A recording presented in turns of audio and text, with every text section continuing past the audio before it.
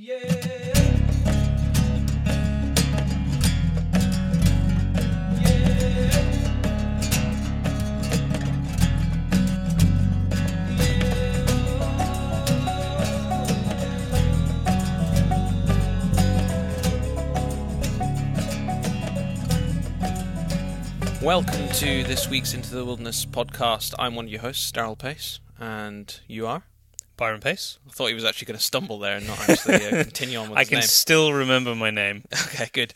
And on this week's show, we have a 2.5-hour epic two podcasts. Yeah. So there's, I think it's about 1 hour and 40 for the first one, and then it's about 25 minutes for the next one. We're going to tell you all about what's coming up on the show and who is on the show, as well as announcements for prizes and so on.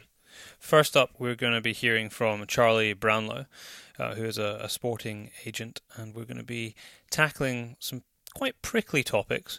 One of the big ones is the prevalence of big bag days in the driven shooting part of the industry within the UK. But we do talk about a lot of other topics within that, and very interestingly at the end, we talk about a train trip that you can essentially get him to organise for you, which takes you for a tour around Scotland where you can hunt and fish and do all manner of interesting things. It does sound pretty amazing doing a train journey like that. Incidentally, these two podcasts couldn't actually link up any better because we're talking about what's happening to the game meat and one way that it is being used for good at the end of the show. So it actually couldn't be better timing that they've been done together.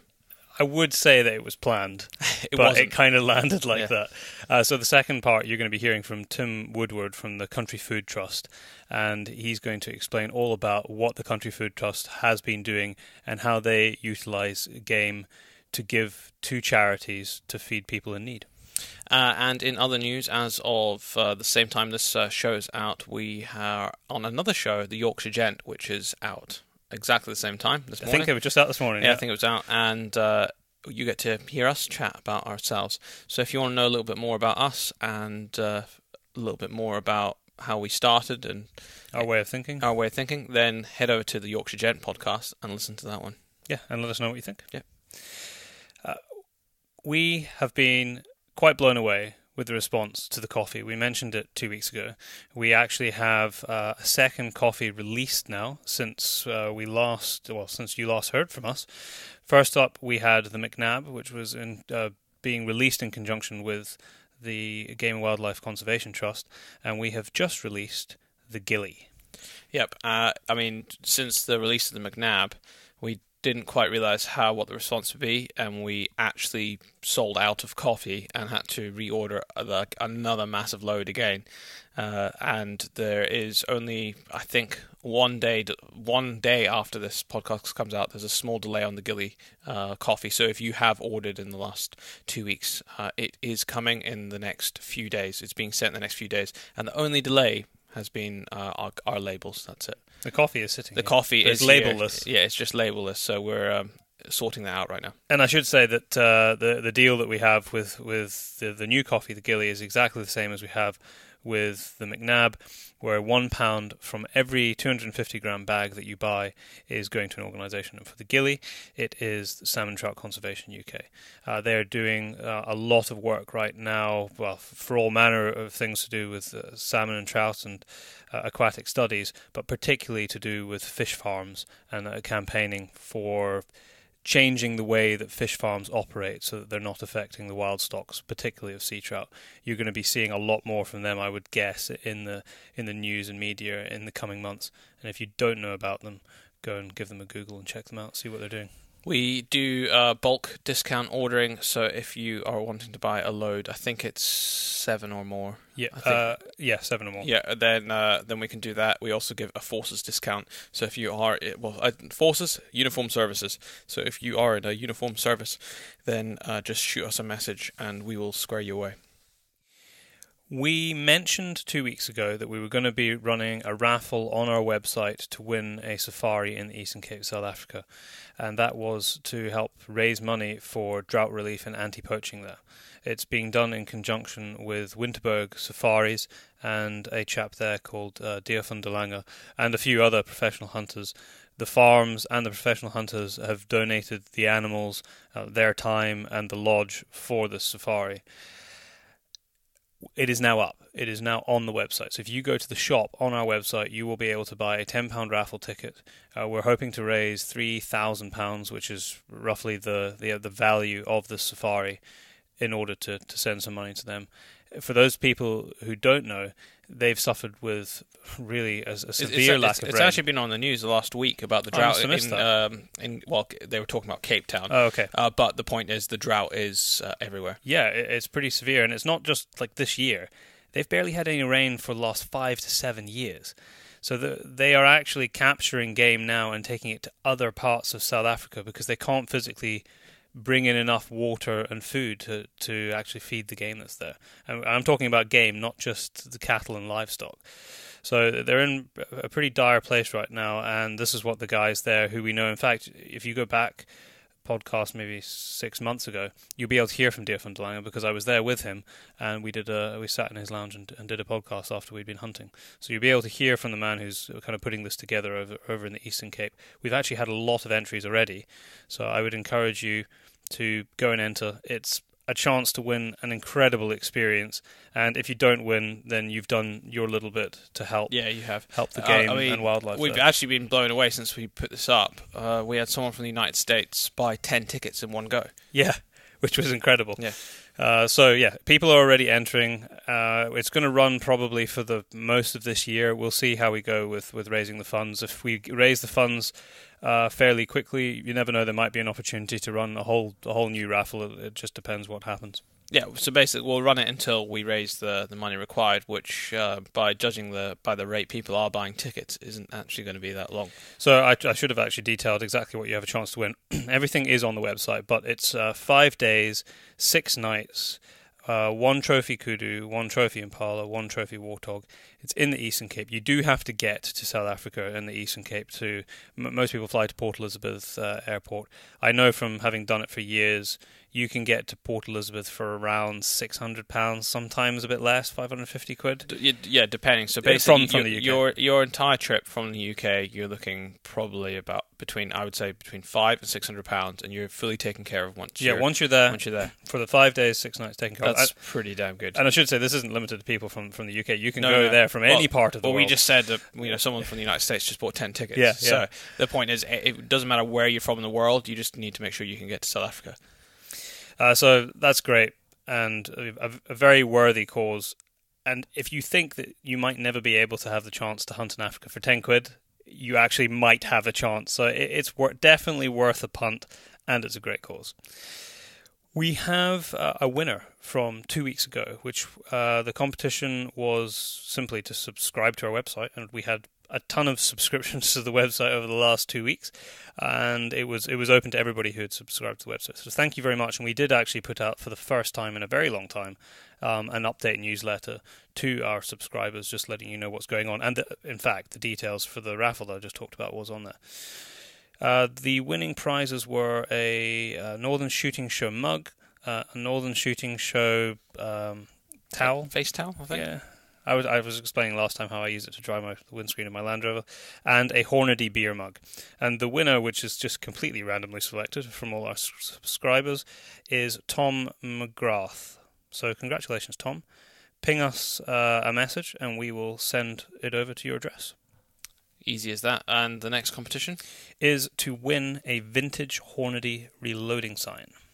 It's pretty cool. We've got a number of them around the office, probably far too many. So, yeah, they're really cool. And all you have to do is, this is going to be an Instagram-only one. So we'll put up a post of the sign, and all you'll have to do is tag a friend underneath. That's it. Related only because it's also Hornady, but for those gun nuts out there, there's a lot of talk right now about the new Hornady PRC cartridge, which was released officially at SHOT Show a few weeks back. I haven't seen anybody really talk about it in the UK yet, although I have written a one-pager in Sporting Rifle, although I haven't handled it just on the specs and what it can deliver. So you can go and read that in Sporting Rifle. But there are some American gun writers who have talked about it in videos, so you can go and give that a Google for those people who love cartridges and a good excuse to buy a new rifle. In other news, we will be going to IWA. So if you want to catch up with us or meet up with us, shoot us a message and we can arrange a time. It's normally a very, very busy period for us. So it's an incredibly busy 3 days. Yeah, it is. We'll also be going to the Schoon Game Fair and obviously we're going to the Northern Shooting Show as well, because we've got a number of things on which we've talked about loads, and the other shows, which include our film festival. And we are potentially going to the game fair as well. Mm-hmm. So that gives you the calendar throughout the year of what we're going to be up to. I think that there's a very, very good chance, and he's just sorting it out right now, is that the gentleman who I mentioned earlier, Dirk van der Lange of Winterberg Safaris, who's connected to the raffle, will be at the Northern Shooting Show as well. Yeah. And you will be able to speak to him at our tent. We're going to have our big TP tent set up somewhere. As soon as we know the location, we will let you know. But you will be able to buy our coffees direct from the Northern Shooting Show. It'll be, in fact, the first place that you'll ever be able to buy it from, like walk up to us and buy it. It will be the first place. And I think what we're going to do is we're going to have our stove going inside the tent, and we're going to have some coffee brewing in there. Yeah. So the aroma of coffee to help encourage you come and buy some McNabb and Gilly coffee, but you can also have a taste of it. We ran a poll 2 weeks ago now asking if people would be interested in purchasing some car stickers off of us to help advertise the show, and also we want to do competitions off the back of it, and most people said that they would be willing to buy one for between £1 and £2. We have now ordered, I think, 250 of them. I imagine they will go quite quickly. They'll be on our shop very soon. I'm not sure the delivery date. It's going to be within the next week. We don't want to make really any money from this at all. So because it's a bit of fun, so we're basically giving it to you for cost price. It will be up on the website. Just check it out. Buy one. We might even do little combo deals and throw them in with prizes and things like that. And the idea behind it is not only will you be driving around with it on your vehicle, so you get more awareness of the show, more people get to listen to it. Secondly, if we spot it out and about when we're driving throughout the UK or the world, then in fact there's a bigger prize for if we see it in a foreign country. Yeah, we're going to work that out actually, because it's going to have to. It'll run for quite a period of time, I would think. But we will definitely think of quite an epic prize to give away when we see somebody with the sticker.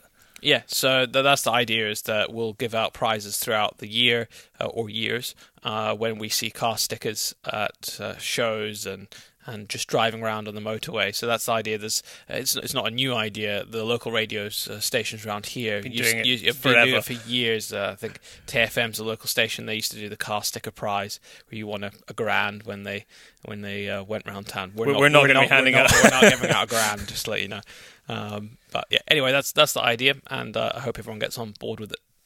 Well, just very last thing to mention before we get into the show is that the entries are coming in for the films for the Northern Shooting Show. So if you are a potential filmmaker, you know somebody who has made some great films, or you want to put something together and enter it, there's two categories, professional and amateur. It's about the story, not necessarily the quality of the images there. Do not be put off. We want great stories.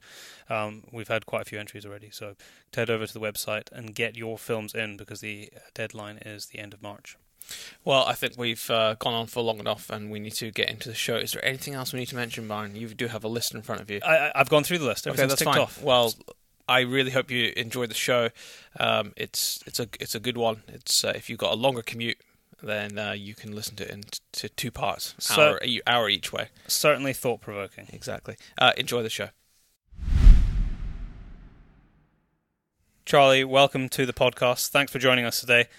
You're sitting, not quite in our office, but in the house next to our office with a pretty spectacular view out there. Have you hunted here before, in this area, up in Angus? Yes, just down the road at a friend's shoot called Marcus. Okay. I don't know if you've... No, I don't know, no. It's great fun. Do you come up in this neck of the woods much? You're more up the west coast? Yeah, no, a fair amount. I mean, I cross over to go to the D quite a bit, Wood End. Mm-hmm. With Julian famously, yeah. Fish there quite a lot. and went to see Lower Desk the other day as well. So I've been sort of all over. But Claire used to work at Glen Ogle up the road there at the weekends. Just at the back of my house. Absolutely. Yeah, no, it is a great part of the world, and I don't think we could have a better view or a better day actually for doing a podcast. It's the first time it's actually been good weather for about 3 weeks. It's absolutely stunning. We will actually have to touch on the art very soon. Yeah, so during the podcast. We'll probably have to get Charlie's wife actually on. I think we do. Absolutely. She'd love that.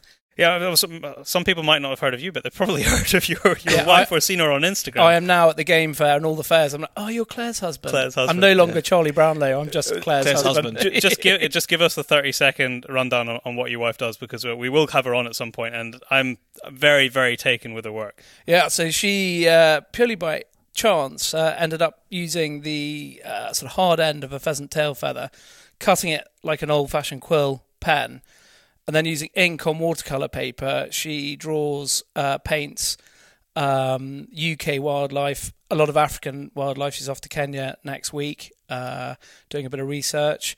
And because the nib is soft, it jumps over the pimply watercolour paper, creating a directional splatter, I think I call it. So it gives the whole animal, bird, movement. She's done a lot of fish recently as well, which absolutely... The pike. Oh, yes, the pike. Oh, man.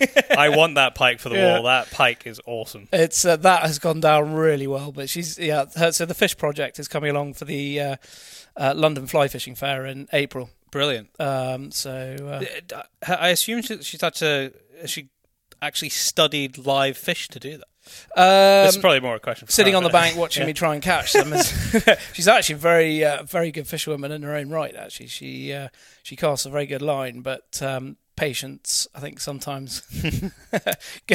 Yeah. Well, I'm at some point this year, probably at a game fair where I can actually meet her and have a look at the collection. I think we need to get some for the office. And if you want to see it, I'm pretty sure the Instagram is Pheasant Feather Art. Pheasant Feather Art. Yeah, there we go. Absolutely. Thank you. It's all right.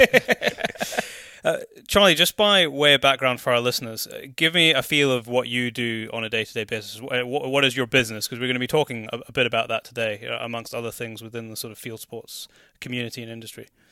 So I'm a independent sporting agent. I now work slightly differently to how regular sporting agents work, in that I'm now running a sort of more on a referral basis. So I sit down, I have a conversation with the guest about what they're looking for, what they want, as per normal, but then I will introduce them directly to the estate.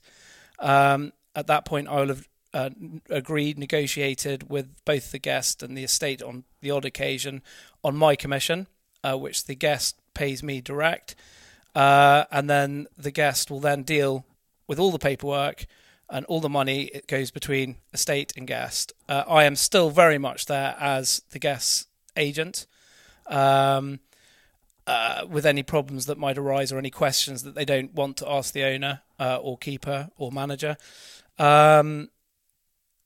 So yeah, it's a slightly new take on sporting agency. So how long have you been doing it like that? Literally only 3 months. So it's very fresh. So you did it in the more sort of traditional way before? I did indeed. Yeah. So what was the reason for the change? I think people nowadays, you've got the all the platforms online that offer this direct access.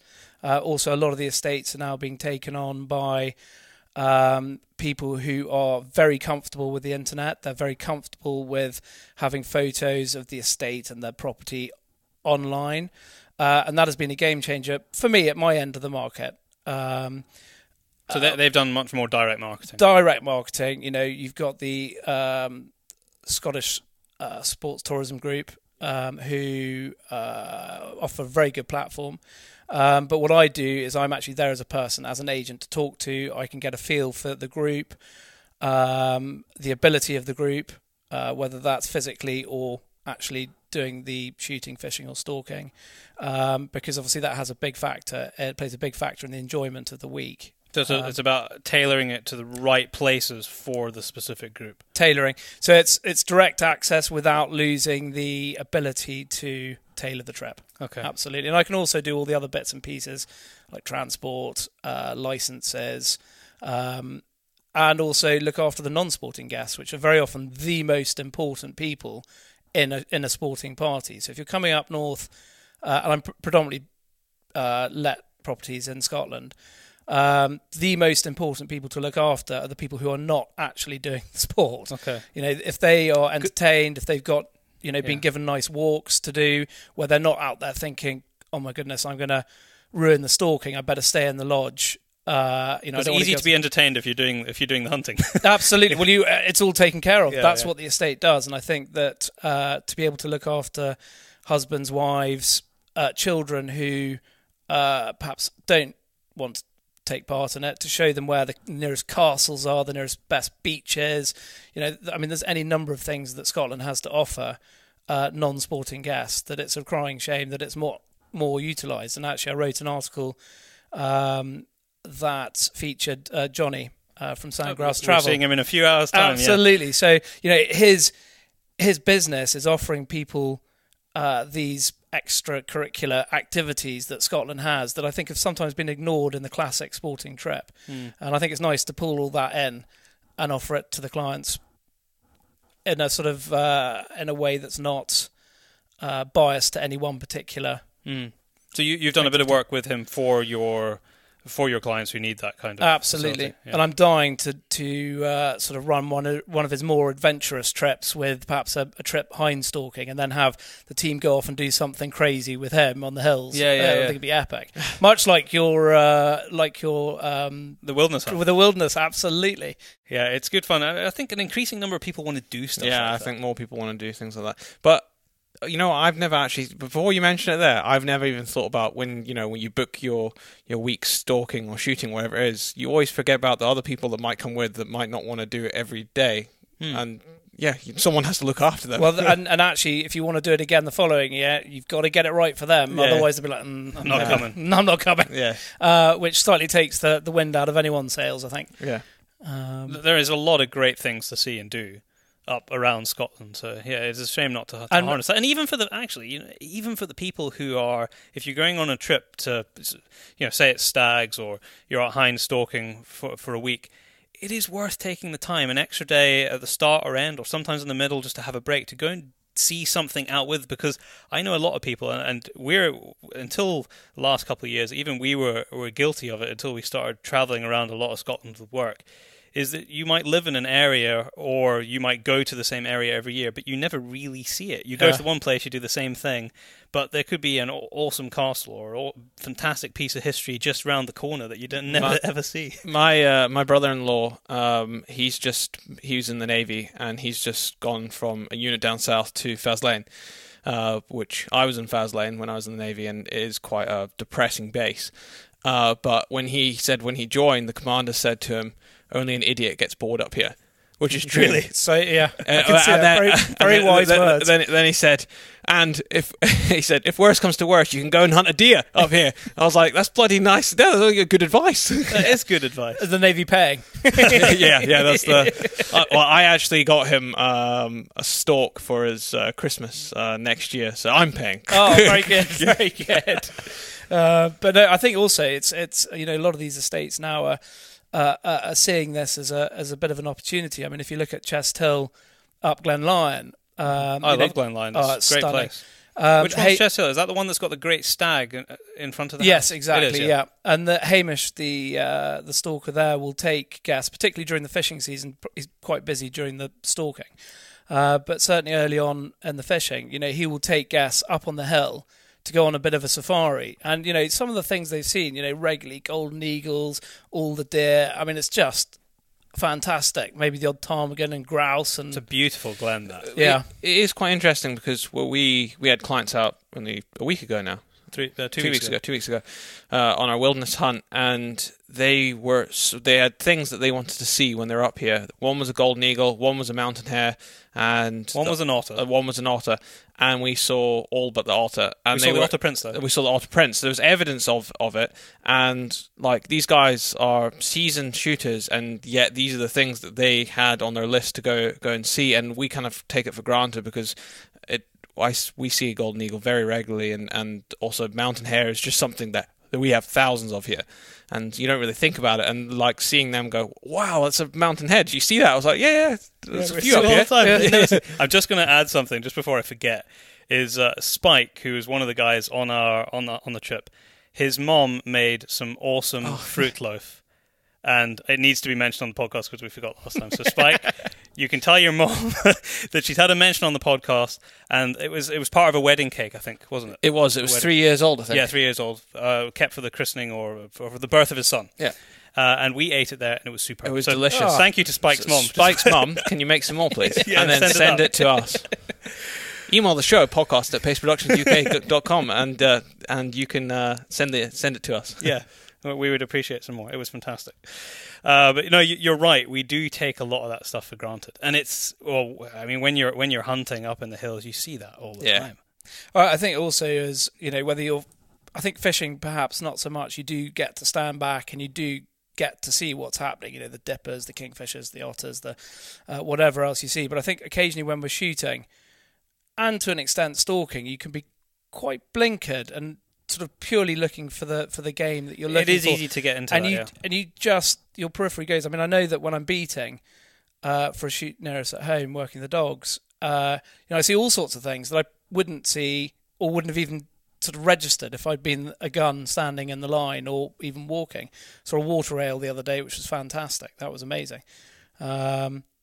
So it's just nice to be able to sort of pull these things, especially if you're on a trip up north, to have the ability for someone to stand back and tell you all about it and to point things out. I think people who hunt are increasingly want to make sure that they are experiencing the greater experience than just the task at hand, which is, if you're out hindstalking, to go and hopefully get a hind. And certainly the people who come on our trips, because it is much more than just hunting, it is an overarching experience. That is the impression that they give. They want to go and see all of these things. They want to feel the bit of hardship. They want to see the golden eagles. And I think especially the people who are coming new into shooting, the impression that I get from having conversations with them at game fairs or emails that we get through the podcast is that they want more of everything, rather than just the one thing which maybe historically would have been the sole focus.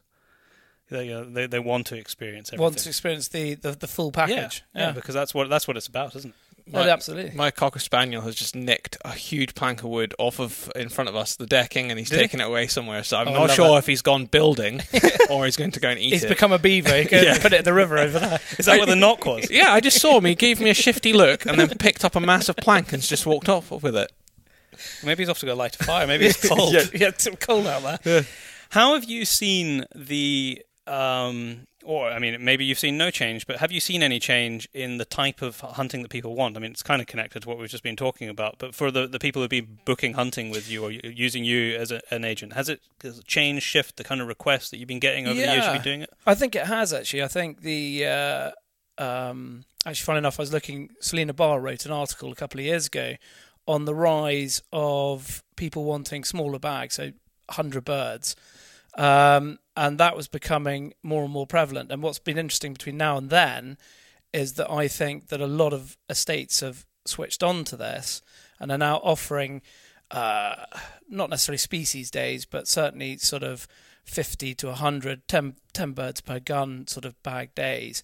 And they're becoming increasingly popular. And I think I've also, a lot of estates phone me up for advice on what I'm seeing happening. And I actually had a long conversation with someone yesterday about this very point. And he offers a sort of quite a broad range of shooting, but we were specifically talking about these rough days. I'm not talking about mini driven. I'm talking about rough with maybe a beater and a keeper. And you go out and maybe you might stand for a couple of bits and the other guns walk round and bring it back towards you.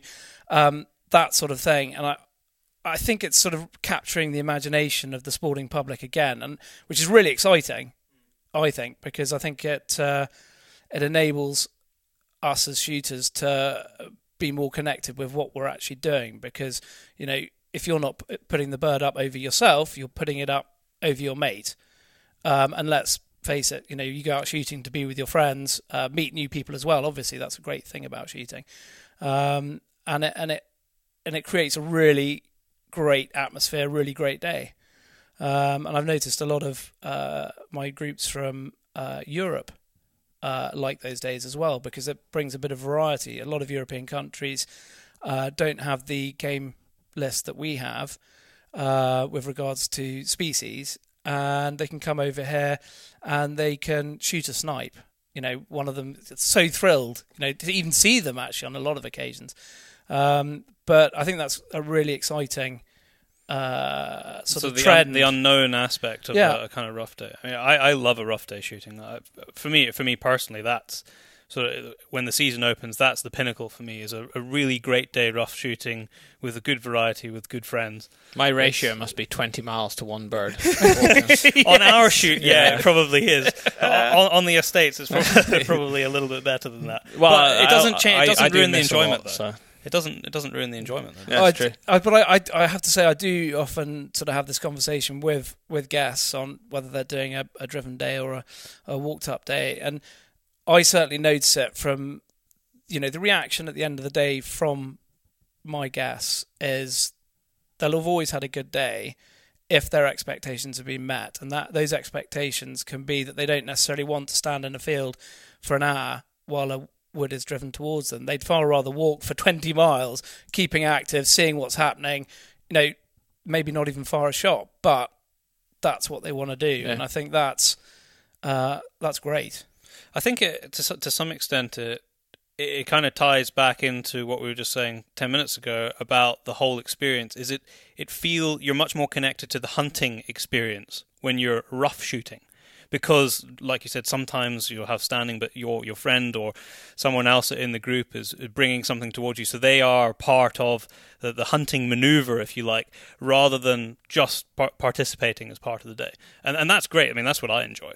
I couldn't agree with you more. And I think that's the key to why people want to do this, is they want to be involved. They want to have a bit of banter with the beaters and the keepers. They want to laugh at their friends when they've driven a spectacular bird over them and they've missed it. There's nothing better. In fact, that is the best part. That's normally me getting abuse thrown at me. I enjoy watching the dogs work as well when you're doing a rough walked up thing, because you're a lot more involved with the dogs, and you see them working hard trying to find things, and I love that, especially when it's your own dogs as well. and they're behaving. Well, I was going to say, when I can see my own dog, that's the challenge. That's the challenge we have, is that they're flushing birds so far ahead of you that you're hoping something comes back over you. The black dog that you saw that was making all the noise earlier, my issue is that I see him at the start of the day and I see him at the end of the day. Perfect. Everyone's had fun. Yeah, you can see nobody's going to come to us for advice of training dogs. No, they're not that bad, just sometimes. To be fair, we spend a lot of time away, so not a huge amount of time actually being able to train our dogs. Although I'm sure that your new dog, Daryl, is going to be... He's been very good this season. He's been very good, hasn't he? The amount of times that he's been out, which isn't a lot because of my injury, he's been very, very good every time. And he made his first retrieve. Well, sadly, you weren't there. No. Well, the thing is I think this is a mark of a fairly good dog, anyway, for his first season. Byron was looking after him, and Daryl was in the back of the ambulance. No, this was on the other shoot. You were in the woods working the dog, and I wasn't in the woods, and he did a blind retrieve and took it back to the guy that shot it, and I wasn't even there controlling the dog. That's brilliant. That's pretty impressive. Yeah. Tremendous. I didn't actually ask him to do it. It was just that built-in instinct. I've trained my dog to bring all the birds back. Is your dog one of those dogs when you're standing shooting, and then you look around and you think, I didn't shoot all those birds. Pretty much. The whole line of guns birds have been piled up behind your peg. For people who own dogs, it is kind of quite frustrating. But actually, funny enough, I do think that, and I've learned this sort of relatively recently, actually, particularly taking my two young boys out beating with the dogs, is the other great thing about these rough days, as you said, is that very often you can have a couple of people in front, and then another couple of guns are walking through. And actually, if you do have a disobedient dog, or a dog that perhaps you don't feel you can take on a driven day, actually it's the perfect place for them to actually enjoy. You can get away with it more. Because you can get away with it more, because, as you said, hopefully they drive some back, drive some forward. People are a bit more relaxed about it as well. And that's the other thing. I always feel those days are the keepers or pickers up, whoever's with you, they're relaxed. Everything is just calm, and you can just sort of crack on as usual. Do you want to do some snipe now? Yeah. Absolutely, let's do it. Do you want to go and see if you can find a pigeon? Yeah, let's do it. Flexibility. One of the things that you, apart from your sort of shift in the way that you're acting as an agent, one of the things that you've come out with recently, which we wanted to talk to you about, was your statement on bags of days or sizes of days, which is very relevant to the discussion which is happening right now between organizations. It's happening almost on a daily basis on social media, on different shooting groups. And I think you were one of the first people, certainly one of the first agents, to come out and limit the size of bags. That was, I mean, you can elaborate on the discussion that you had and the statement that you came out with. Just before you go, did you ever expect it to go quite as big as it did on Facebook? Because it went pretty, like, I saw it everywhere being shared and everyone commenting on it. I certainly didn't want to become some kind of martyr to a cause. I didn't want that. The reason why I did it was it's a personal preference of mine. Also, having looked after teams of guns for the last 9 years within my own company and other places, a team that shot 300, and a team that shot 200, a team that shot 100, a team that shot 50, they all walk away happier. And in actual fact, I would say that the teams who shoot the smaller bags are very often the teams who are, did you see that bird? Did you oh god, that was such a good shot. I saw you take a cracking bird in that little bit we did. And there's people are more excited about it because they're seeing more, their eyes aren't up in the air the whole time waiting for the next sort of flush of birds to come over. So I think it's a very personal decision on my behalf, but also actually it's got quite a lot to do with what I see in the reaction from my guests. And I don't see that shooting sort of massive bags actually provides any more to the day than shooting 200 or 100 or 50. I mean, the interesting thing was the reaction I got to it. I got a lot of messages from people. Most of it seemed to be in sort of support of the ethos of the reason. All of it was very supportive of what I'd done. The interesting thing was that quite a lot of people, I'd say that 3/4 of the people that responded to me said, well, for them, sort of 300 was probably their max they go to. So that's quite interesting. But then there were also a handful of people who said, 200 birds? Don't be ridiculous. That's huge. It should be less. It should be 100, 150. But I think 200 sat squarely in the middle of the opinion that I got back. Mm-hmm. So what do you know what? Well, first of all, what have you limited the days that you offer to? Oh, 200. 200. Oh, yeah. And can you just backtrack a minute? We have a lot of listeners within the UK, but actually quite a lot out with. And the way that we do pheasant shooting here, or driven shooting in general, pheasants, partridge, is quite different to some of the way that they do it in the States or other parts of the world where they don't do it at all.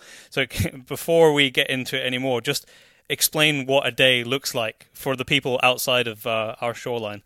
So a driven day shooting, as you say, is very different to what happens in the rest of the world. It's a very organised way of shooting. The guns will stand in a line. Very often you'll have maybe a couple of walking guns, and then a team of beaters. So you'll have 8 guns standing in front of a wood or a game cover.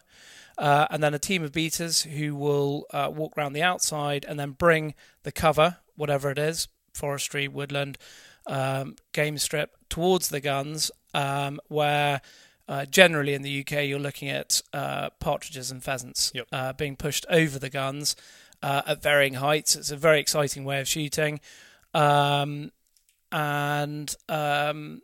it's a very different way of shooting. I've actually found a lot of my clients from abroad will often have lessons at Glen Eagles or somewhere before their driven day. To get into the mindset absolutely, of it. Because they're, very often it's the going away bird that they're used to shooting at, and it's a very different mindset, I think. But that's the responsible thing to do, actually, should be said, is if you've not done a type of shooting like that before, go and practice. Well, yeah. I would probably say, and I hold my hands up to this as well, is that before any season we should all be doing practice.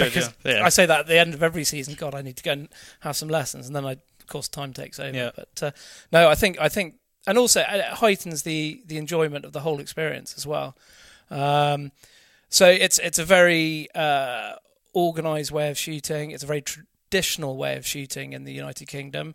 I'm going to separate here grouse from partridges and pheasants. Yeah.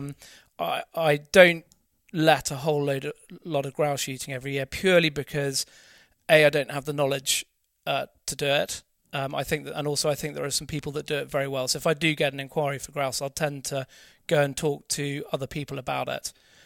So I'll separate the two, and I wouldn't necessarily limit bags for grouse. Interestingly, well, that's a wild species, isn't it? Yeah. So I think it is justifiably separable to reared game, which is what we're talking about with pheasant and partridge, which is put down, and then a wild species which has a whole different type of management involved. We should mention reared and put down, but not put down in the way that they do in some places in the United States, which is open the cage in the morning before people come. Yeah, I mean it's public knowledge that's the way it's quite often done in some places there. So yeah, for our American, I'm not saying everyone in the United States. We just know that does go on for a fact. So it is. They are released many weeks before, and quite often brought in at sort of 7 weeks old, brought up and released many weeks before. So it's not sort of a dozen pheasants in a game crop which are then flushed out and killed, and then free another range. dozen, and then it's more of a free range experience than that. And like I said, that's not to say that's how it's done everywhere, but there is some of the way that it's done in the States, so there is a bit of a difference there. And I think also, although they are reared birds in inverted commas, there's so many factors to a day's shooting. No matter how organised the estate, you can get a wrong wind, you can get the sun, hampering a drive.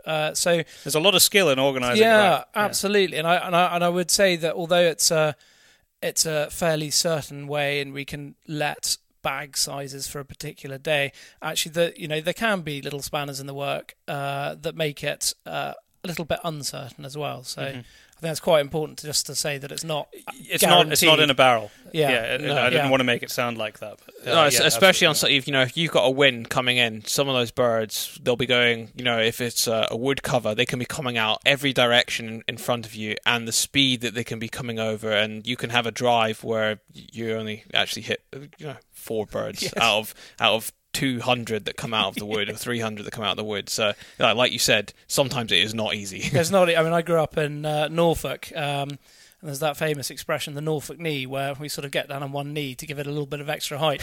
But actually, I've seen in because it's so flat there. Absolutely, yeah. I've seen some of the. Actually, where we are is fairly undulating, not compared to here, but it's undulating. But I've seen pheasants take off, fen pheasants, crikey. I mean, they can get off from nothing and just be stratospheric at 100 miles an hour before you even know what's happening. They've got strong wings on them. I think they do, yeah. Going back to what you were saying about the feeling that you got from your guests that you were facilitating for, I thought one of the things that was quite interesting to what you were saying is, did you see that shot? Didn't Johnny or whoever it was take a great shot at the end of that drive? And I think that's quite an important aspect of it, where it becomes, and actually this ties into what we were talking about at the start, it becomes about the experience and remembering that experience. And I think if it's really important that what you're doing is rememberable, or it is memorable, because otherwise why are you doing it? And to some extent, if you start going to ridiculous numbers, if you start talking about a team of guns shooting 10,000 birds, which is a completely absurd number, which I don't think has ever happened, but you would never ever remember it. You'd never remember what you were shooting at. Because, 300, even at 300 birds, I think you'd struggle to remember every shot you took. Yeah. And as I say, this is my own opinion. I don't want to force this on anyone. I don't want to, I'm not being a martyr here at all. And certainly that is not my intention. But I just feel that for my guests, I want them to experience the day. And I don't believe that once you start marching, 250, 300, 400 plus, I think then you're losing part of the experience. And I think that's a shame. And I think that is shooting, I don't want to say being missold, because that would be wrong of me to say, but I think definitely there is an element that people are missing out on, definitely. And it can become very clinical. Mm-hmm. Like a machine, like a machine. Yeah. And again, I really, because there are some very, very hardworking keepers and land managers out there who will offer days of big bag days, and I do not want to be seen or heard to be belittling what they do, because some of the work they're doing is incredible. But this is my own experience, is that I don't think that people get any more out of it once you start creeping up the bag size. I really don't. And that has certainly become apparent from, I think a lot of people I've spoken to since my press release has been that they have actually looked at what they've been doing. Most people I've spoken to have been around the 200, 250 mark, particularly in their syndicates where they take a day every year, meet up as a group of friends, and they've said, "Oh yeah, our bags have slowly crept up as we've got older, a little bit more disposable income," and they're now thinking it's now going the other way, which is really interesting, and they've realised that actually.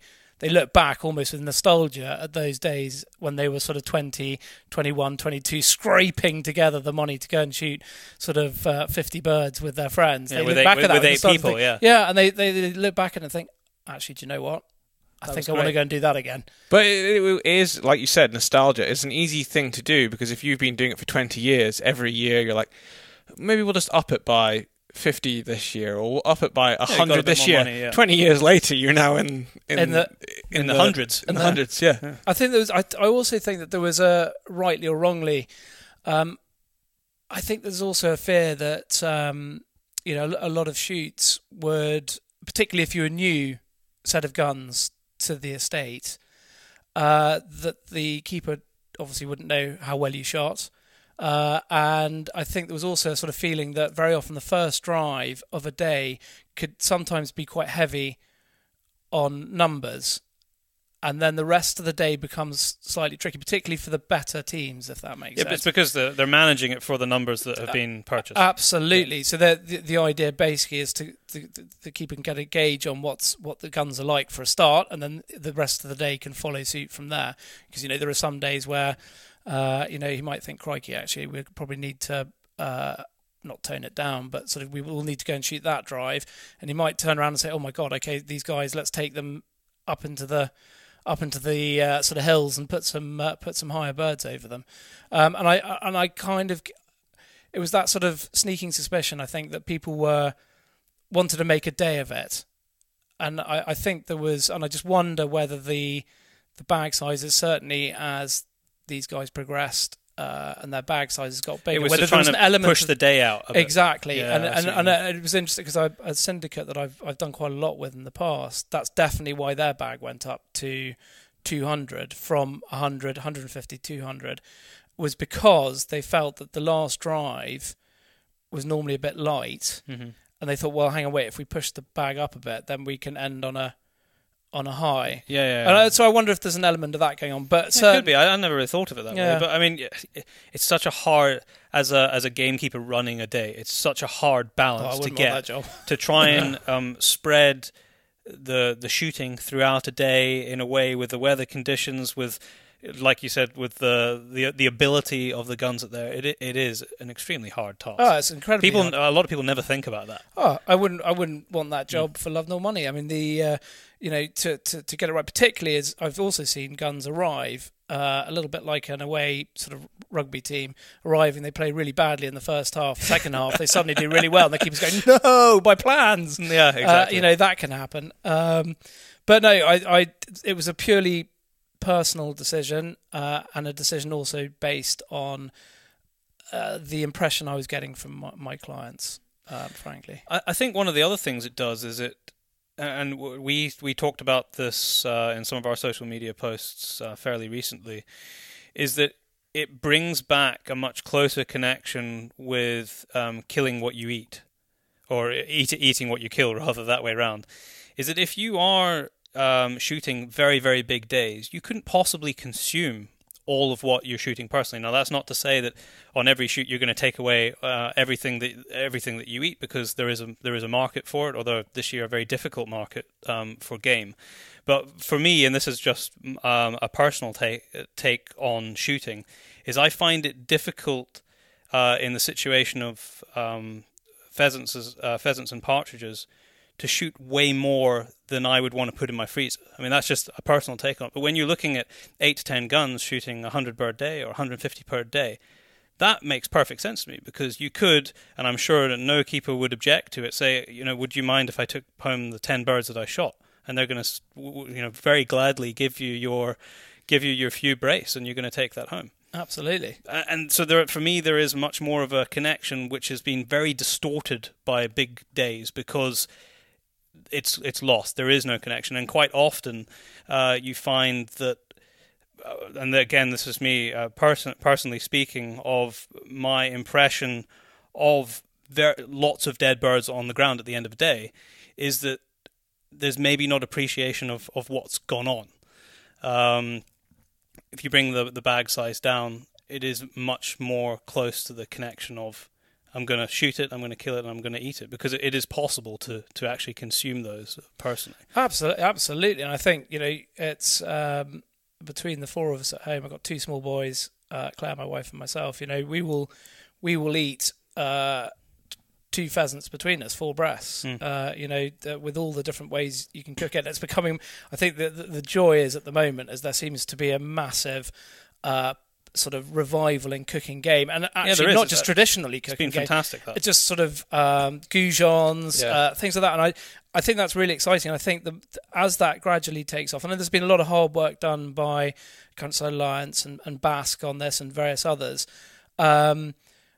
promoting game, but I think people still have a sort of slightly traditional roast opinion of it. Mm-hmm. But actually, if you can do some fun stuff with it, my boys love it, and I think if I'd cooked it, if I roasted a pheasant, they probably wouldn't be so much keen on it. So I think the connection between the smaller days and taking it home and cooking it, that connection hopefully will be building as the. I think it will. Yeah. I think it will help that actual personal consumption of what you shoot. Pheasant curry. Pheasant curry. Pheasant curry. And one of our listeners, Paul Wilkie, he made pheasant burgers. Brilliant idea. Pheasant. Actually, there's a very good. There's something on Facebook, Game for the Table. I think it's just a group. Yeah. And it's about the only thing which I actually get notifications for, because people are doing some really cool, fun stuff with their food, and also you can go onto it and ask questions. Right, I've got some geese burgers. I saw someone making the other day, goose burgers, and no, I think that connection is very important. And I've seen some people on social media recently who've obviously had quite big days shooting, and the back of their car is heaving with pheasants. They just filled it up, taking it home, dressing it and freezing it. But that's fantastic. Which is brilliant. That's what I want to see more of. I mean, I've got. If you know that you have a consumption, or you can give it out to friends, then in a way it kind of counters shooting more. I think that a lot of the enjoyment aspect of it, that is part of it.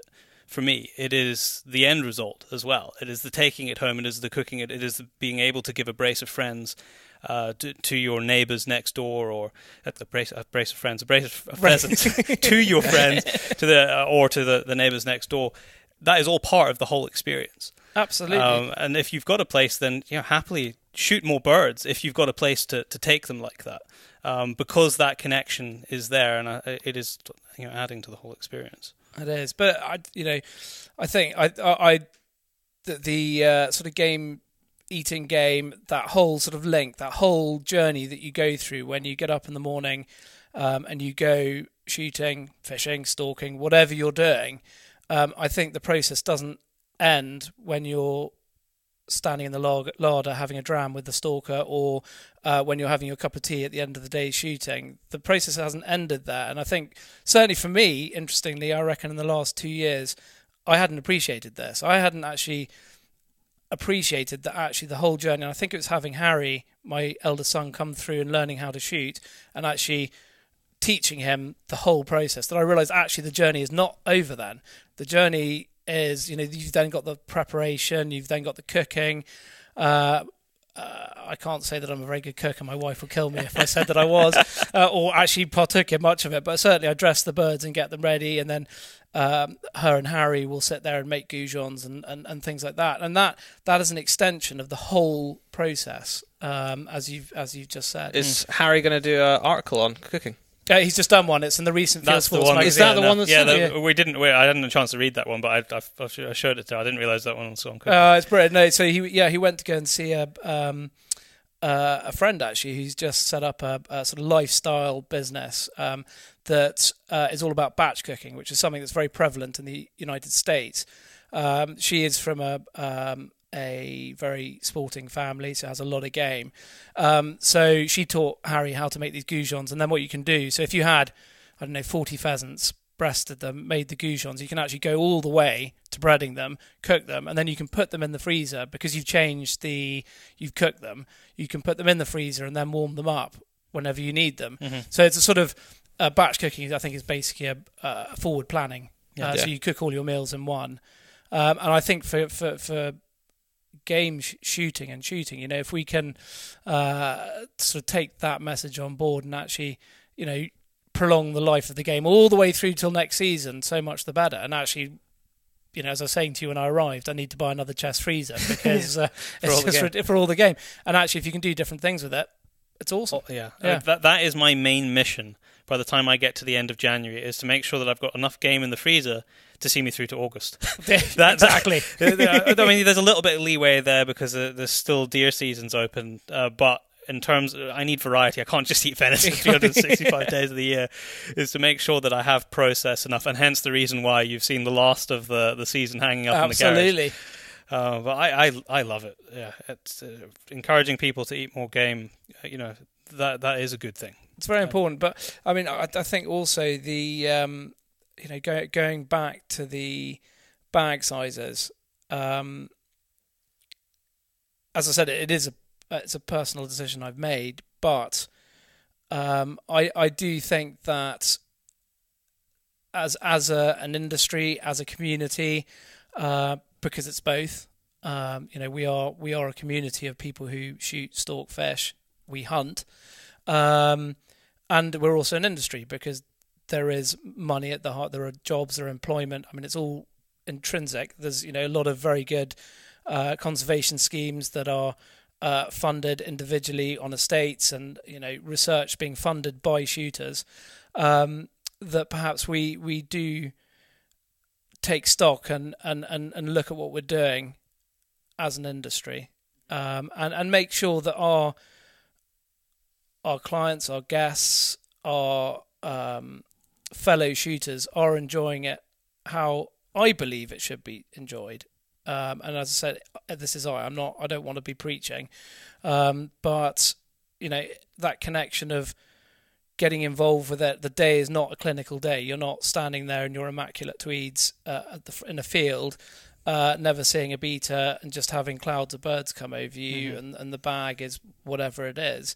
But actually having the connection with it all to take it home, eat it, but also remembering the birds that you shot and sort of being very much part of the day. It needs to be more than targets in the sky.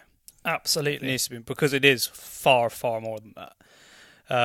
Which interestingly is on your last podcast with Owen Williams is something you discussed regarding woodcock and I think your friend State up the road, who stopped shooting woodcock because he decided that a lot of his guns were seeing them as another target, which they're not at all. They are a woodcock. They are a very special species, as are all game species. But if you want to go and shoot one, go and look for one, go and hunt it. And I think that's also very important. It is a sort of a shift in mindset there.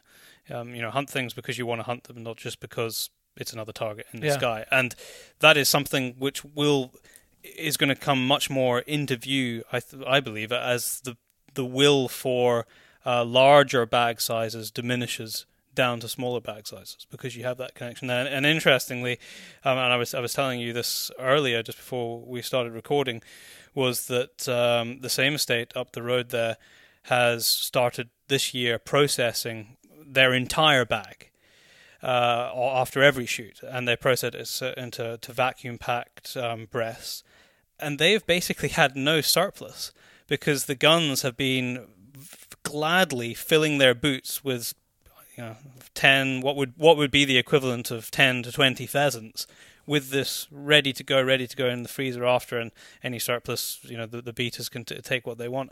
And I thought that was a brilliant way to just tick over the end part of the process, where possibly as a gun you might not have the time, you might be away the next day, and that way you can go home and stick that straight in the freezer. And it was just an example of responsibility from that estate to say, here we've got a bit of an issue with actually being able to get rid of the game in terms of game dealers picking up. Everybody knows that this year it's been quite difficult in terms of surplus of game this year. So they took it on board, processed the game, and they've had no surplus. So they fixed the issue that they had, where game dealers, they were going to take it away and process it. It was going to go into the food chain. That was no problem, but they weren't going to get any money for it. So they thought, well, instead of us not getting anything for it, let's us not... Well, it cost them money because they ended up having to process it. But let's try and help this whole circle by giving the guns the breasted pheasant at the end of the day. And I think next year they're going to add a quid onto a bird and tell the guns that's the reason. And I'm sure there will not be any objections to that. I think that's a brilliant idea. Really great idea. I'm also amazed that having been a student of sorts, that students haven't cottoned on to this very inexpensive meat that they'd probably be given. That's always amazed me that they haven't cottoned on to it. And we're not sort of sending lorry loads of Red Cross parcels. Maybe student packs. Is the way forward. Student game. Yeah. And cheap as chips. We can feed students, because let's face it, like you said, students like to eat cheap. Absolutely. Regardless of what it is. Yeah. Maybe we're missing a trick there.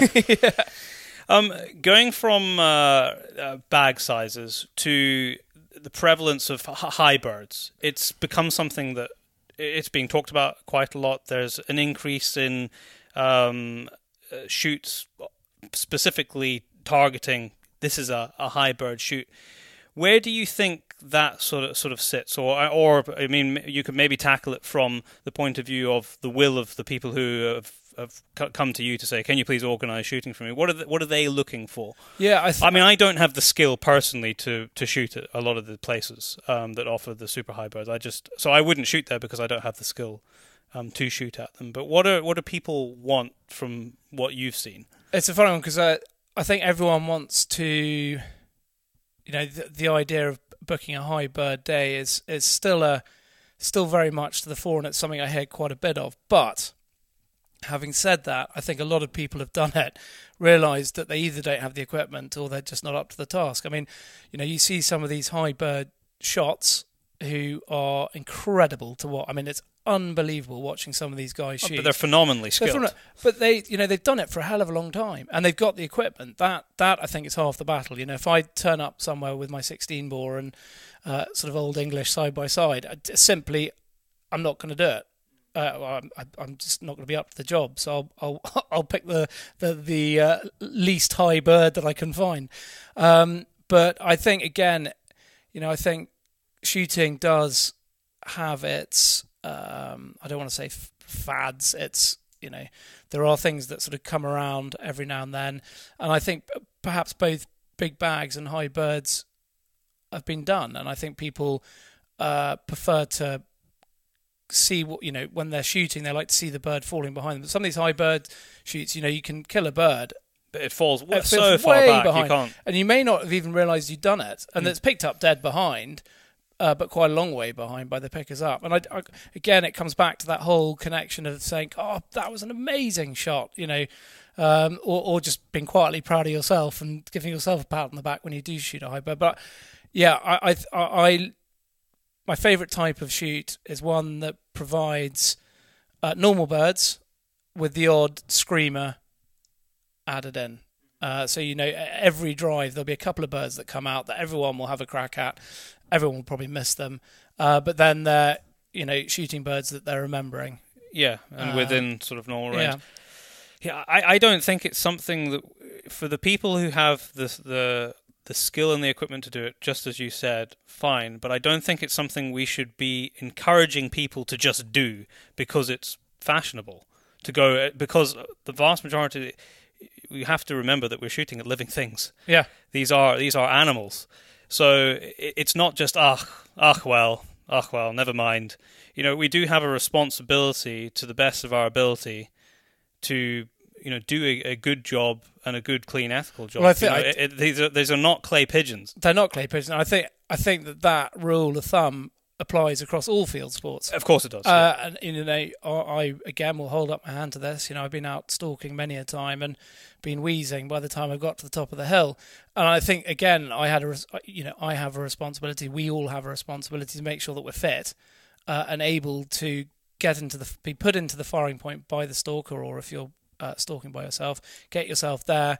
You're not winded. You know, you can take your shot confidently without sort of breathing, you know, up and down, the crosshair wobbling around absolutely. Into the sky. So I think we all, as shooting, stalking, fishing people, have a responsibility to make sure that what we're doing is within our ability. Absolutely. And actually, I think that when we do venture out of that, and there's no harm in pushing yourself, but I think if you push yourself too far, you actually end up not enjoying what you're doing. And it is as simple as that. I had a great friend who turned up, was shooting some partridges in the borders, and I think he's a good shot as well, very good shot. But he went up to the keeper at the end. I think they'd been quite sort of vocal in the morning at the meeting place, and he went up to the keeper after the first drive and said, "Right, you've made your point." Really? So I think you know, and he realised that actually, if he was going to enjoy the day, you know, he wanted to be under something that he knew he could absolutely. Yeah, that he could kill efficiently. Absolutely. And again, we're not talking about numbers here. This is killing the bird. Yeah. It is important. I don't think that gets talked about enough, because it's up there in the sky. Yeah, there is a bit of a disconnect until it's on the ground and dead. And yeah, I mean, I've probably when I was younger, was certainly guilty of it, where I just didn't have the skill set, no knowledge. You go there and you're shooting at stuff in the sky because it's there, and you're hoping that you are going to kill it and that you're going to take it home at the end of the day. But it's kind of on a prayer. And I think we do definitely have a responsibility as shooters to try to be better at what we do, because it is a living thing. And this kind of came home to... Sorry, Doe. I was just going to say, and if you really want to just shoot stuff, now a lot of the states do offer complete simulated days. That's just what I was going to say. Where it is the same drives, you're standing at pegs. Yeah, there's no one flushing because that would be a bit pointless. Or picking up. Or picking up all the full clouds behind you. But my dog will give it a go. The day is set up in exactly the same way. So you're still going for lunch, and you're still having your morning. Like, everything is identical apart from you're shooting clays, and they're still very challenging because they're being flung out from three machines. Absolutely. And you're still, as a shooter, you're still putting money into the estate and the work that they do by doing that. And that came home to... It's the first time I've actually ever done it it wasn't on an estate as such, but it was kind of a rough farm shoot. So you don't expect to shoot many in the day. I think the bag was 20 for 20 people, I think, which is great. It's the kind of day that I love.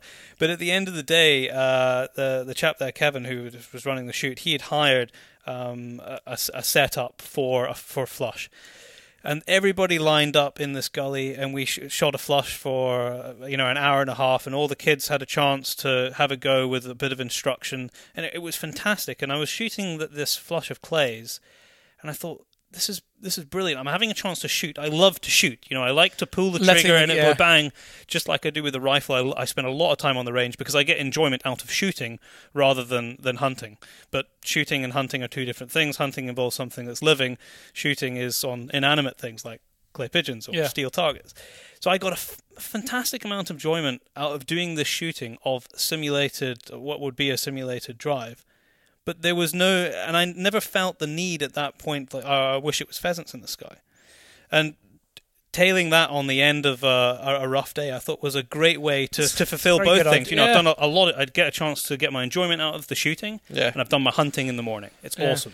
It also and I really loved it. It also Do you know what? I'd never thought. That's really Well, cool. there you go. There's the That's next it, thing you can start offering your You'll see me clients. marketing that Yeah. soon. it means that as well, if you know, if you've not had a particularly good day yourself, it means you still get a chance at the end of the day to finish your day And on practice. a high and practice And for practice. the next time. Yeah. But actually, you've hit the nail on the head, because actually, so often, even no matter what the bag is, you know, you can very often be out of the shooting, and that's just luck of the draw. That's the way Yeah. it goes. So you're absolutely right. If you have been out of the shooting, it means that you can then let your shots off, and I think it's a great idea. I think we're going to see more of that. Yeah. I'm pretty sure that the states will, because a lot of them actually have like quite good clay shooting facilities anyway. Because quite often the owner of the state might like to go and shoot clay, so they'll. I know a few that don't do it commercially, but they have fairly good clay setups, and I think a lot more estates probably will start to do that, especially as if we do see a shift in what people want, because it's a market, it's supply and demand.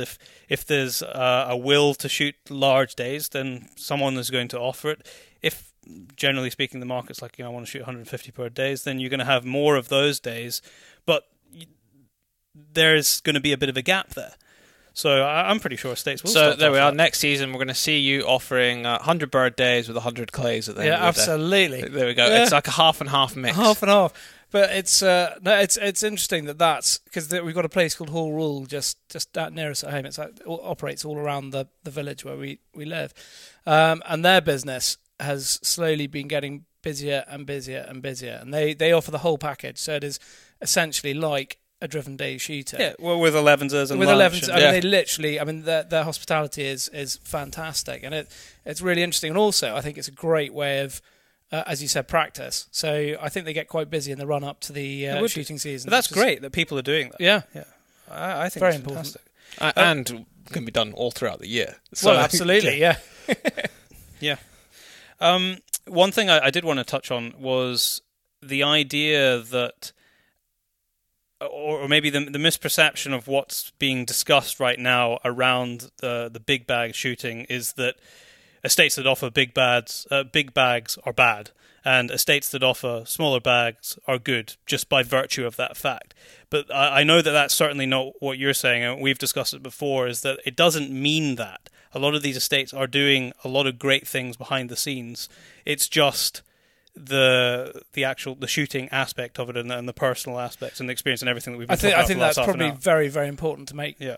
clear about this discussion. Is that absolutely no point do I want to force my own personal decision onto anybody else, because as you quite rightly say, an estate offering big bags can be absolutely amazing for the environment, great conservation work going on, as much as a smaller shoot. And I think that I'm not making That's a not distinction. that's not the That's connection. absolutely Yeah. not what I'm saying. Yeah. And I think that message is quite important to sort of caveat this whole discussion with. That I am purely looking at this from what I believe my clients, how they will best be served and the best that they will get out of the day is by bringing the bag sizes down. And I know that they will walk away chatting, when they're having dinner in the evening, they will be talking about the day, about the individual birds, about particular shots, about the birds that they missed. Whereas I slightly get the impression,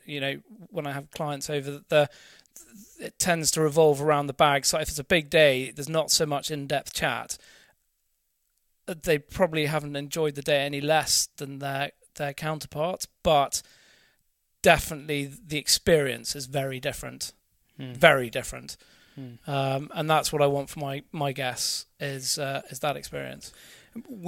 How do you see us as a shooting community? Sorry, let me correct that. How do you see us as a hunting community going forward? I mean, this is one aspect of field sports amongst many that a lot of people enjoy. But how do you see us going forward with this particular? I almost don't want to call it an issue, but it kind of has become an issue about big bags, the way it's being discussed. I mean, what do you see the future being? I mean, we've probably touched on a little bit of it, but what is your viewpoint of where we need to take it? Because, I mean, this isn't just talking about it insular within the hunting community. We've got to remember that we're operating in a world that is increasingly critical of people who hunt and shoot. Yeah, and actually, I think this conversation is very exciting, and I think, as you have said to me earlier, this is probably the beginnings of a wider discussion amongst the hunting fraternity about how we go about our business, and I think that it actually opens so many doors for us as an industry, as a community, to not better ourselves at all, because that's completely wrong, but to look at the other avenues we can go down. It'll open so many doors for us. It'll also, I think, provide estates with estates and shoots with other revenue avenues, because I think you can run a 200 bird day, and then off the back of that, if you've got the ability to run a smaller day for 50, actually you then get two bookings shoots instead of one. Mm-hmm. So if you let 150 bird day to a set of guns, and they've travelled up, a lot of my guests come from London to the borders. It's quite a long way. Come up on the Thursday night, driven day, Saturday, a nice little sort of rough day. Mm-hmm. So I think it's really exciting, and I think it also lends itself to sitting easier with the non-hunting public. I think it'll sit better there, and that's not saying that it should, because as we've said earlier, big bags doesn't necessarily mean bad practice, and that absolutely doesn't. But I think probably the public's viewpoint on the individual people shooting, whether we like it or not, quite often the way that they view hunting is because they're looking at an individual person. If you look at like the big issues with big game hunting in Africa and the way the public zone in, they never look at the big picture, which is what is the actual hunting management of that area. They're looking at the individual person and what does that person do. And I think that a shift towards what you've been suggesting, as an individual person, it's much easier to have that conversation with somebody who doesn't know anything about hunting. Absolutely, it does. Yeah. I think that's very important. But yeah, I think the future of hunting in the UK, it's constantly evolving. It's been evolving. It's gone sort of round in circles, maybe, with regards to fashion of bag sizes or height. Go back to the Victorian era. Again, they were pretty focused on the size of the bag. Yeah, big time. This is not new, is it? The word record is a sort of common occurrence, and I think it then tailed off again, maybe over the wars and afterwards into the 50s. Actually, I was thinking I would love to go back and have a look at my grandfather's shooting diaries of sort of the 1950s and 60s to see, because interestingly, he did quite a bit of commercial shooting, and I would love to see what the bag sizes were then, and what they were doing. My feeling is, if I can think back, a big day was about 200, 250 then. But I think we do go in cycles. But I also think that, and I hope that hunting in the UK has a really exciting future and a really positive future as well. Yeah, a lot of people say or look back at the way things were done, not so much in this aspect of field sports and the sort of driven shooting, but just hunting in generally and globally. And wasn't it great back in the day? Wasn't it great 50 years ago? But I kind of view today as extremely exciting, because I don't believe, apart from a few exceptions, there's been any point in history, certainly in the UK, to really make a difference and shape hunting for the future the way it is right now. We are in a really difficult spot, globally speaking, with regard to hunting and how it's perceived by the public. And I don't think we've ever been in a position where what we do right now will shape it for the future. And I hope that we realise that. I hope that people realise that it does actually matter, the decisions that we take now, and the way that we shape and frame what we do, what is important to us as hunters and as a community of hunters. Absolutely, I think the next 2 years are going to be key to that, to the whole future of it. And if we all do it right and we do it together, then we should have no need to worry. So yeah.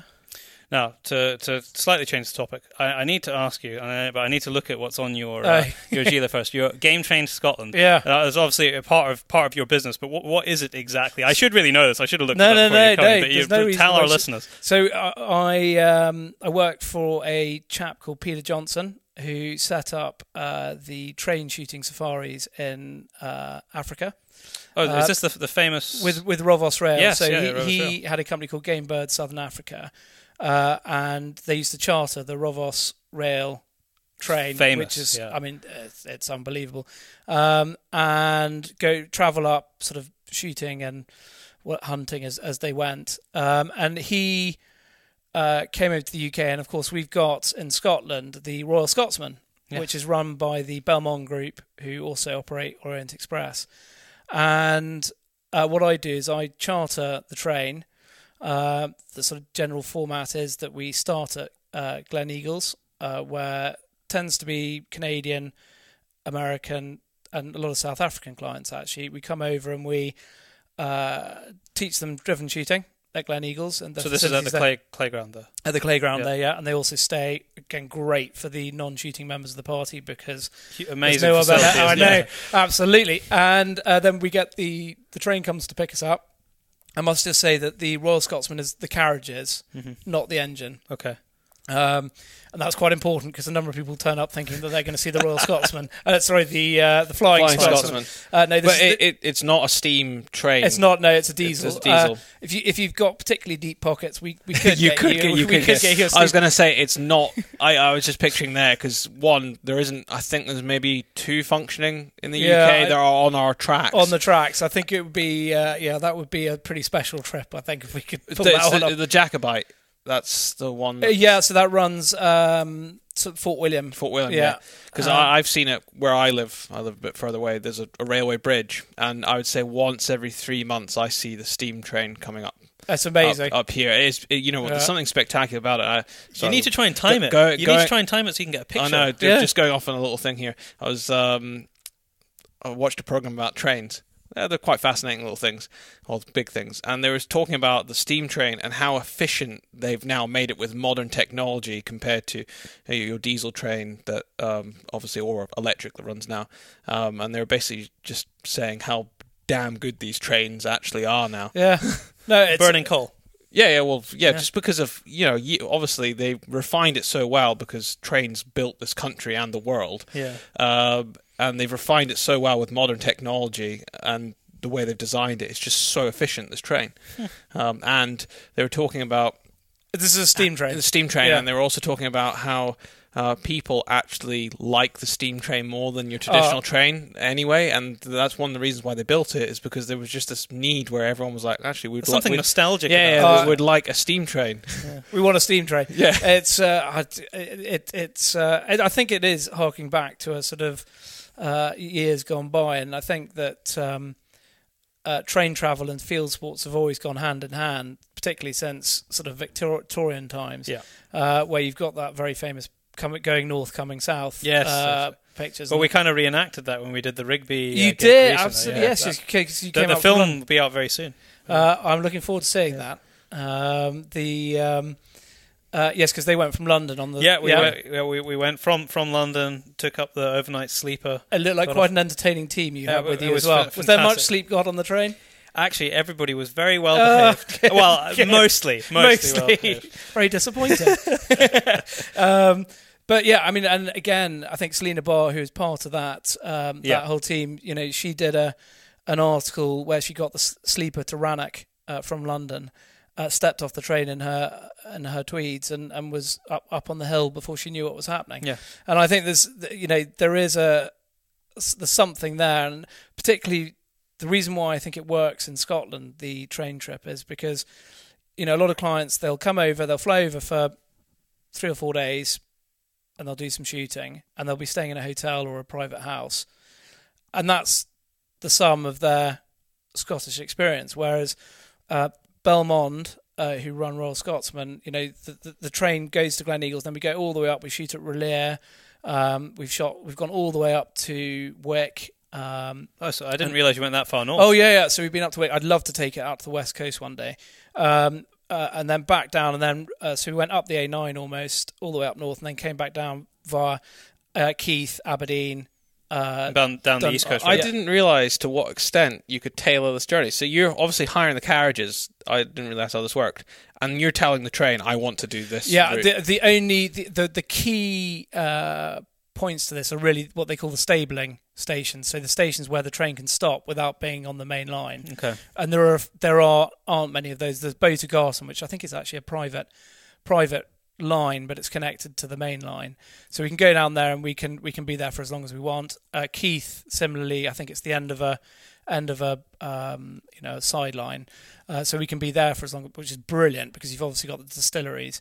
But also the other great thing about it is that we can at Belmont have a team on the train and they have an itinerary and lots of contacts. So I mean, some of my guns have come back and said, yeah, I think tomorrow I might go with the non-shooting team. Because we went to Culloden one time. Do you stay on the train? Stay on the train, yeah. So there are accommodation carriages, which are very comfortable. It's all wooden panelling.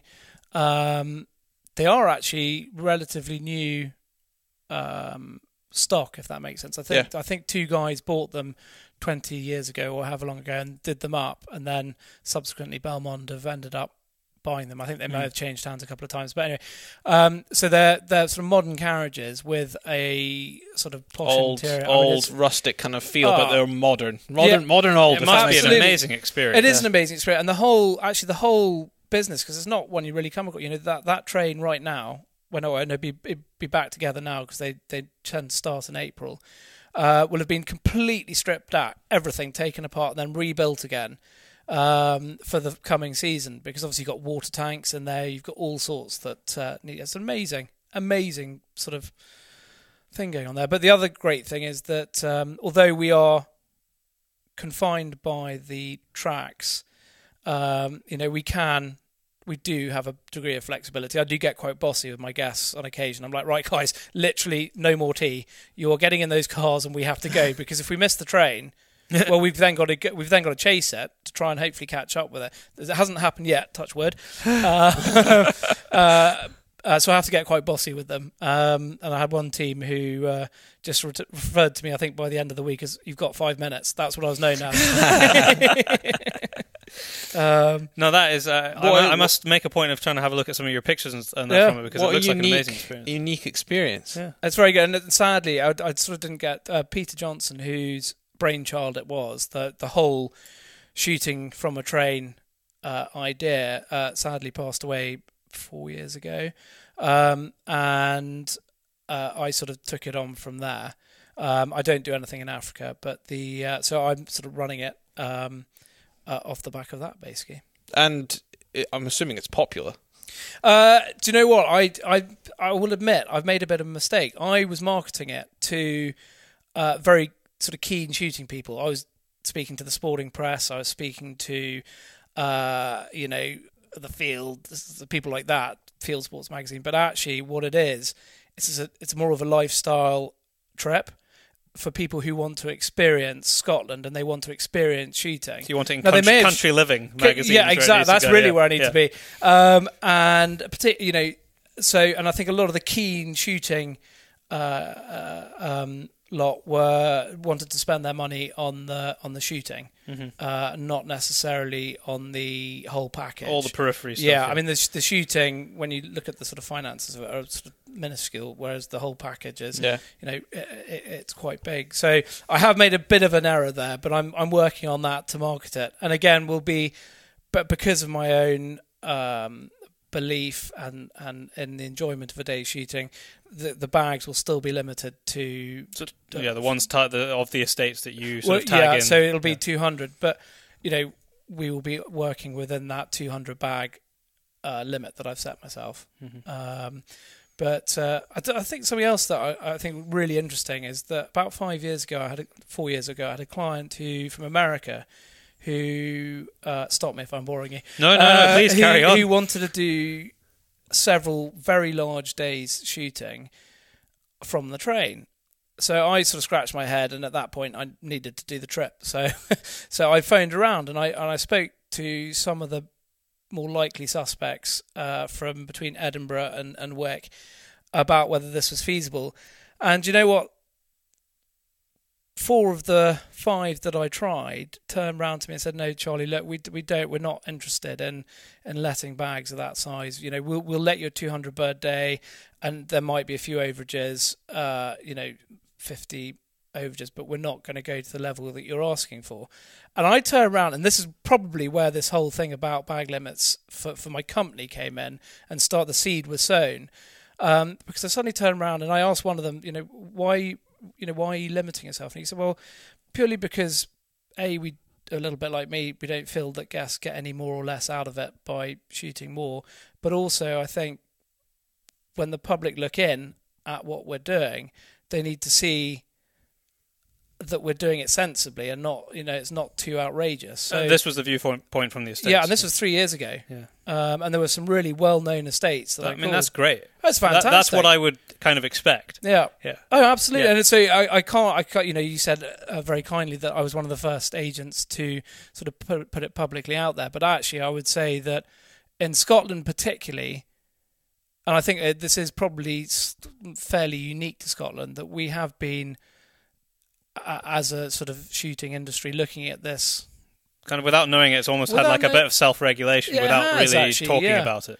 Whereas I think maybe in other parts of the UK, there hasn't been the need, possibly. Mm-hmm. We do have a devolved government here who look at things in a very, very different way to Westminster. So we are sort of, I think we as an industry have switched on to that and have reacted to it, mm-hmm. which is great. And sort of I think we are increasingly taking a look at ourselves and what we're doing as a result of that, which is no bad thing. Yeah. Oh no, I think it's a great thing, and I think it works. I think it works from everyone's point of view. Actually, most importantly, the guest, the person who's at the end, holding the gun at the end. So, are you going to be busy now from now to the next season? What do you do? Just taking bookings. I do nothing. What do you do? I just go just around. Go fishing now. Yeah, exactly. Just go fishing.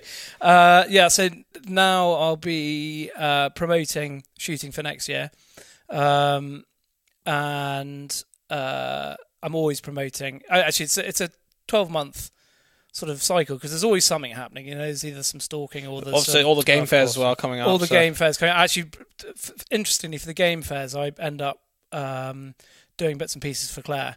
I thought you were going to say, interestingly, I end up drinking whiskey with... Yeah, well... does she have a stand at some of the fairs? Yes, she does, yeah. No, she's, ever evolving, I'm going down to the Northern Shooting Show to have a little scout for her, to see what that's about, because, crikey, we keep on hearing about it. It keeps on cropping up, and it's one that neither of us have been to. But, certainly the game fairs are very important. The London Fly Fishing Fair and Wing Shooting Fair, that's coming up. That seems to be gathering momentum. Did you guys go? We just got asked by, I think it was the organiser just the other day. But it starts the day that we come back with Johnny. Very good. Yeah. So not this year. I'll feed back to you but last year, what I really loved about it is that, although it was purely fishing last year, was the fact that it was a chance for the industry to get together, which doesn't... Yes, we have a lot of game fairs, but for the fishing industry, we're all there, and we're sort of quite solitary animals, I guess, fishermen. So to all get together and be in one place, well, the wheels came off, as you can imagine, and it was just fascinating to see people that spoken to on the phone or emailed many times in the past, but had never actually met, and also seeing what influences were coming from abroad. We've got. I can't help but feel sometimes in the UK that for all our field sports that we are behind the rest of the world in how we promote to each other. I would agree, and also how we look at ourselves, and also the image that we have to the non-field sports public. In America, for example, and Canada and Iceland, their fishing advertising, their marketing is geared up to the sort of skiers and surfers, Whereas if you went down to London or wherever and said, what do you think a fly fisherman would look like? It wouldn't be what most of the, and they're generating a lot of interest from a whole new sort of they've tapped into catchment. it, yeah. And I think we could do that here. They've made it kind of cool and trendy. I was just a way to say that. Yeah. It's making fly fishing cool. It is. And I personally think fly fishing is very cool because I love to fly fish. But I know I joke. You see me in my waders, I look awesome. You're right though, and more broadly, you're most definitely right that I think in some aspects, and certainly in terms of perception and the way of taking things forward and the way that we are portrayed, we are very much behind. Yeah. We very inward looking here. And we could learn a lot, and I think we should. And this is something that we're very keen to talk about. Is that I think as hunters here, whatever you're doing, whether you're fly fishing, whether you like hunting with hounds, or whether you're stalking or driven shooting, I think we need to pay more attention, firstly, of the other parts of field sports within this country, but most definitely what's happening outside our shores, because there is a lot of things happening in the big bad world out there which will affect us one day. And this kind of approach of we don't have bears here, or we don't have elephants here, so we're not going to make a statement on it. Yeah. Or I'm not really going to take much time to look into it or have an opinion on it because it doesn't affect me. I'm never going to go and do that kind of hunting. I think it's quite ignorant. Well, it is. I mean, unfortunately, everything goes back to Cecil nowadays. But it was a catalyst. Yeah. But it was. And you can go, oh, well, it's in Africa, it's not going to affect us. But actually it does, because anyone that goes trophy hunting of stags is now put into, well, you're a trophy hunter of deer. Now, in this country, everyone, because the people, especially people that are against it, they don't care that it's all separate. They just put you all in one bag together. Yeah, I can, and we're in danger of doing that. So you do need to care about what's going on in other countries, because it does affect you. And I think Cecil proved that it happened in a land far away that many people probably will never even visit in their lives, but yet it touched nearly every person in the world. Everyone had an opinion. Yeah, yeah, they did. Yeah. Mostly uninformed. And I think the other thing about just having a better understanding is it will help put some of the issues that we have in our country within field sports into perspective, and actually into a hierarchy of importance of the things that we need to really focus on and concentrate to protect our landscape and our wildlife and the hunting that's associated with that for the long term, with a long-term view. There are things like the issues that might be associated now and in the future in terms of the public perception with bag sizes, because that's what we've been talking about, which in terms of things that we can fix as an industry, it's very, very easy. Yeah. It's so easy to fix that. Yeah. It shouldn't, it doesn't require much time or effort to fix that. And if you look at some of the issues that are happening globally, like I was telling you about before we just came on air, which is fairly recent with them banning grizzly bear hunting in British Columbia, which we've talked about on this podcast before. So anyone listening who wants to hear about that, I'll refer you to the podcast with Adam Yankee, who talks all about it. But that precedent that has been set there, where the hunting of a species has been banned simply because they decided they didn't like the hunting of it anymore, not on the science that backed the hunting of it and the research that was funded by it, is incredibly worrying. Yeah. Because that is a move because of a knee-jerk reaction from politicians basically concerned about them getting into their jobs in 3 or 4 years' time again. And we saw it, I think we've talked about on a previous podcast, the same thing about not caring. Well, not caring even over borders within the UK. I would say very little was done, especially from the south of the border, about airgun licensing in Scotland. And not a huge amount of noise was really made about it in the shooting community. Considering that most of the population is south of the border, we've only got 5 million people. Yeah, that's what I'm saying. And so it happened in Scotland, and now I'm seeing online, because there's a way to happen in England, everyone's going, oh, this is a tragedy, sign this, petition this. I'm like, well, no, because it's going to happen regardless, because you did nothing to stop it here in Scotland, when you could have actually helped had more of a thing in Scotland, and then it probably might not have come to England, but it's too late now. I don't think people quite realise that actually, if you come up here on a holiday and you bring your air rifle and you live south of the border, you've got to get a visitor's permit. You need a permit. Yeah, and I would imagine that most people don't know that. It wasn't very well publicised. It wasn't. It still is not being very... Because the thing is, I guarantee, I think it's pretty much widely accepted that there must be air guns in Scotland which are sitting unlicensed. A lot of it will be grannies with... they don't even know they've got them. The last figure that I saw online, and I don't know if this is true, was this 400,000 unlicensed air guns, which wouldn't surprise me. Air guns have been down for a very long time, and like you said, it's the granny or the parents that have had, a bunch of kids. They've had 2 sons or something, and now it's sitting in their loft because they've had a pistol and 2 air rifles between them when they were young kids, and now it's sitting in the loft, and they are technically breaking the law. Yeah, absolutely. Yeah, but to go back to the point of that was we really need to be concerned with what's going on globally. I think so, but I also I think that within the UK at the moment there seems to be social media. Cecil the Lion classic case where social media picked up on it, and it was just a sort of the ill-informed venting their views online. But I do think that now in the UK we are building up a really good group of huntsmen and women who are active on social media, are putting the message across in very different ways, all of them in very different ways, which is brilliant because it means that we're reaching out to different people, which is fantastic. And I think they're probably doing as much good as potentially some of our organisations at actually getting people on side and not making them understand, because it's not about making them. It's helping, isn't it? Yeah, it's about sort of educating. It is, providing the information for people to consume. Yeah, and I think that's really exciting that that's happening already. And the message is filtering out there. And I'm not one of those people. I'm not very good at social media, but there's Marina Gibson in fishing, for example, Rachel Carey in shooting, and the London fly fisher. They're all doing some really cool stuff. Some of it, some people might not agree with. Some people might look at it and go, "Well, hang on a minute, that's not the fishing I know." But do you know what?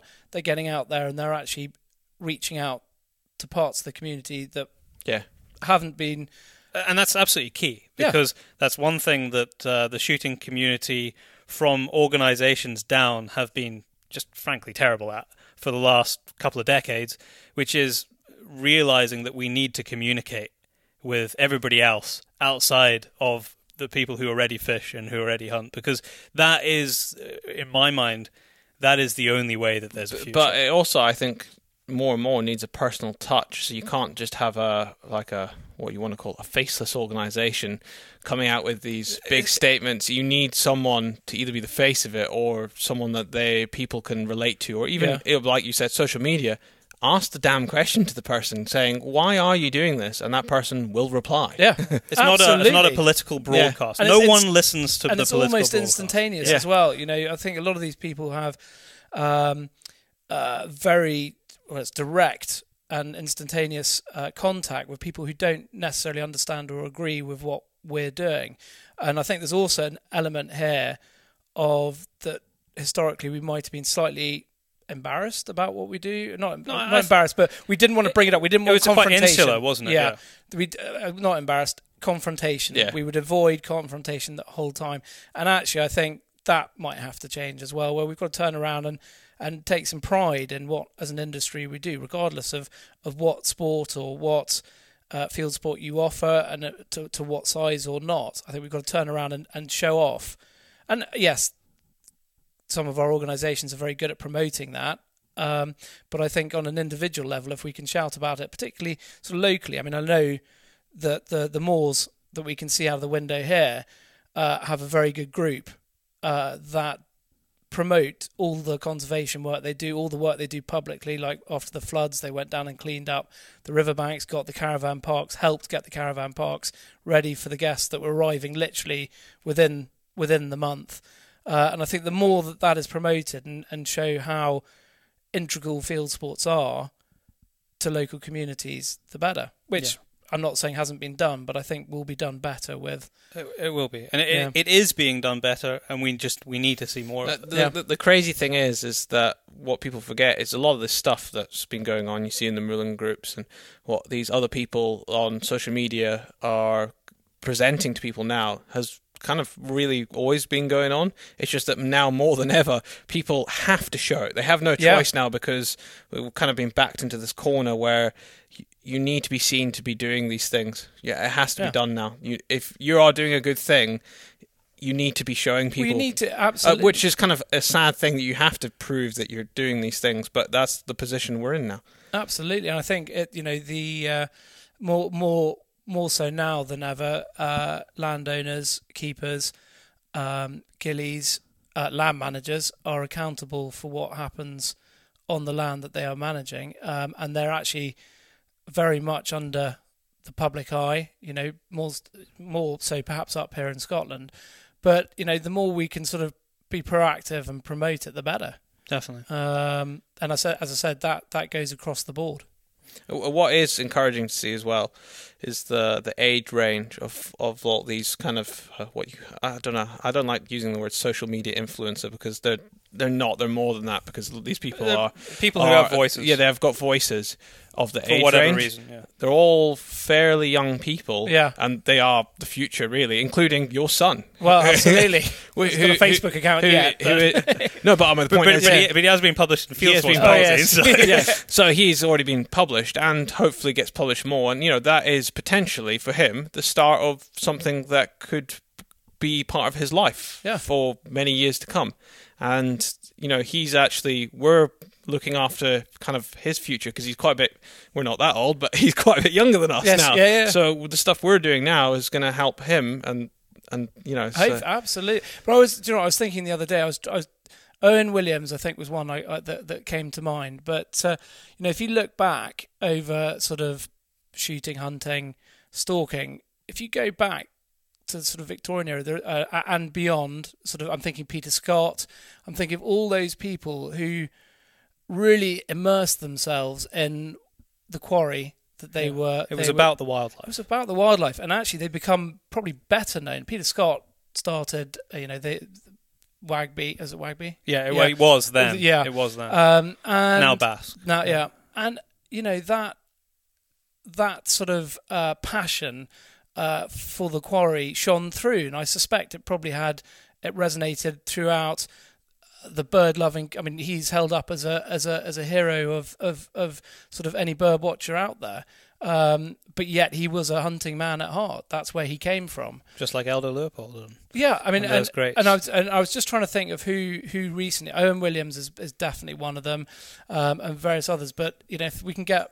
We need more of that. I don't have a particular knowledge of anything in particular. I know a lot about nothing, if that makes sense. And I was, after your interview with Owen, I did sit back and think, God, actually, what is the one thing that I really have a passion for? And I think it came down to deer and widgeon and teal were the two that I picked out. And I thought, right, well, maybe this year I'll go away and actually research a little bit more about them, learn a bit more about them, and I think that ties in with perhaps where we started. Yeah, I mean, for us, and we talk about it quite a bit, is that just find a bit of time. If you're someone who hunts and enjoys the countryside, just find a bit of time in your day or once a week to learn a little bit more about what you do. And we have said, just by listening to this podcast, you're learning. Yeah, you are, of course. You listen to somebody like Owen, who was on only a few shows ago, and within 60 minutes, you've learned a screed of stuff you didn't know before. Unbelievable. I challenge anybody to listen to that podcast, with the exception of Owen himself. Yes. to listen to that podcast and not learn something from it. I mean, I still cannot believe how often he rings, tags a woodcock, and then the following year, within a 2-day period, he'll catch the same woodcock in the same field within yards of where he caught it the year before. I mean, it is mind-blowing, the information that he is collating, and others are collating too, about these birds. And yeah, I just think it's amazing. We definitely have a responsibility as hunters to educate ourselves better, because it is only with that education and knowledge and passion of the wildlife, because ultimately that's what it comes down. If the wildlife isn't there anymore, there's no hunting. And quite often that role can be reversed. We all very well know if there was no hunting or management that has hunting as part of it, whether that be the moors of Scotland here or we're talking about the continent of Africa, there would be no wildlife or a reduction of wildlife. So it does go sort of to and fro.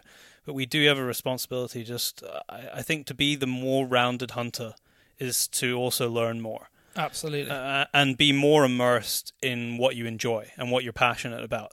And that's not the latest gun and scope and kit and thermal. And that, it's cool and sexy to read that stuff. And I used to review rifles. I reviewed rifles for about 10 years for Sporting Rifle. I used to review other bits and kit.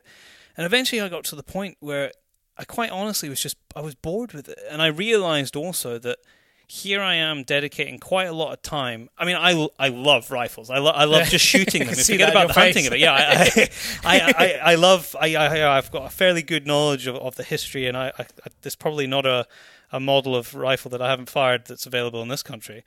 Certainly modern rifle. But I realized that it was a poor use of my time to spend all this time reviewing rifles when I could really be funneling that time into something which I probably, and now I realize, I'm far more intrigued with, which is the conservation of wildlife and the habitat that they're in. So I've binned all of that. I don't write anything about reviewing stuff anymore. And I had that discussion with the editor of the magazine, and I've replaced all that with hunting and conservation articles. And I'm not expecting everybody to do that. It's still cool to look at new guns. Yes, everyone wants to put cool. a new gun in the cupboard. But my point there is that hunting is far more than the shiny stuff. And if you can spend time looking at all of that kind of, in the grand scheme of things, insignificant to the greater survival of the habitat and the species, then you can find time to go and pick up a book or read some papers, or just learn a little bit more. And actually, I think that the other one, which could be perhaps even more enjoyable than sitting down and reading something, is when you do these hunting trips, and on a smaller day, we'll take pheasants and partridges as an example. If you're doing one of these sort of mini-driven, walked-up days, your access to the keeper or the picker-upper is 90%. They are with you. Yep. So you can talk to them. They will talk to you. And the same goes with stalking. I love nothing more than going up on the hill with someone who's stalked there for a while, or just has a really in-depth knowledge of the hill and the deer that are there, and all the animals, all the sort of flora and fauna. Now, I do suspect on occasion I've been told that an old stone dyke is an illicit still, and actually it's just a wall. But that's good, because I enjoy being told stories like that, real or not. But no, when they're talking about the flora, and the same goes for a fishing gilly. If you're there and he goes, "Oh, look, there's a dipper over there. Do you see that? Some roe deer have just come down," because very often you can get slightly mesmerised with what you're doing, and just to have that knowledge there to teach you. I mean, field sports are great because you never stop learning, and you never also stop changing your opinion as well. And I think that's true. That is, and we shouldn't be afraid to change our opinion. Yeah, it's okay to go back on something that you might believe in and go, actually, you know what? I was probably wrong. I was probably wrong. Yeah, it's okay with that. Absolutely, I think that you can talk to a keeper here and a keeper 100 miles away, and they'll have very conflicting views, but they might have very good arguments, and their experience will have told them completely different things. And I think that is a really sort of exciting thing about going out. It absolutely is, and an incredibly important aspect of why we need to protect the way that we manage the landscape here with the gamekeepers and the stalkers, because they have on-the-ground knowledge which you cannot replace. No. There is nobody else in this country, north and south of the border, who spends more time with their feet on the ground than a gamekeeper and a stalker. There just isn't. It's impossible. Because 11 hours of the day, aren't they? So we hunt a lot, but not to the extent that these guys do. So when you have a chance, just like you said, to have a discussion with them, you're getting knowledge which they've gathered over years and decades, and most of those years and decades in the hill, which it's impossible to get that reading a book. You can get some of it, but some of the knowledge that they have, some of it sadly will be lost, when they pass away, because it never gets written down. It only gets passed on word of mouth. So yeah, take the time to speak to those great people, men and women. Absolutely, and actually the in Scotland and the whole of the UK, owners change, but very often keepers, stalkers that remain. Yeah, they're the consistency, and I think that is a massive asset that we have as an industry. Yeah, it is. Charlie, it has been fantastic to have you on the show today. Thank We've gone in all sorts of different corners. I'm pretty sure there will be a lot of people really agreeing with things that have been said today, and equally there will be some people. I am sure that we're going to get emails probably picking us up on some of the stuff that we've said. But the point is that it's creating discussion. Yeah. If anyone wants to get in contact with you, or perhaps maybe put me in the firing line, quick. Book a train. book a train. Perhaps. Yeah, absolutely. What's the best way to do that?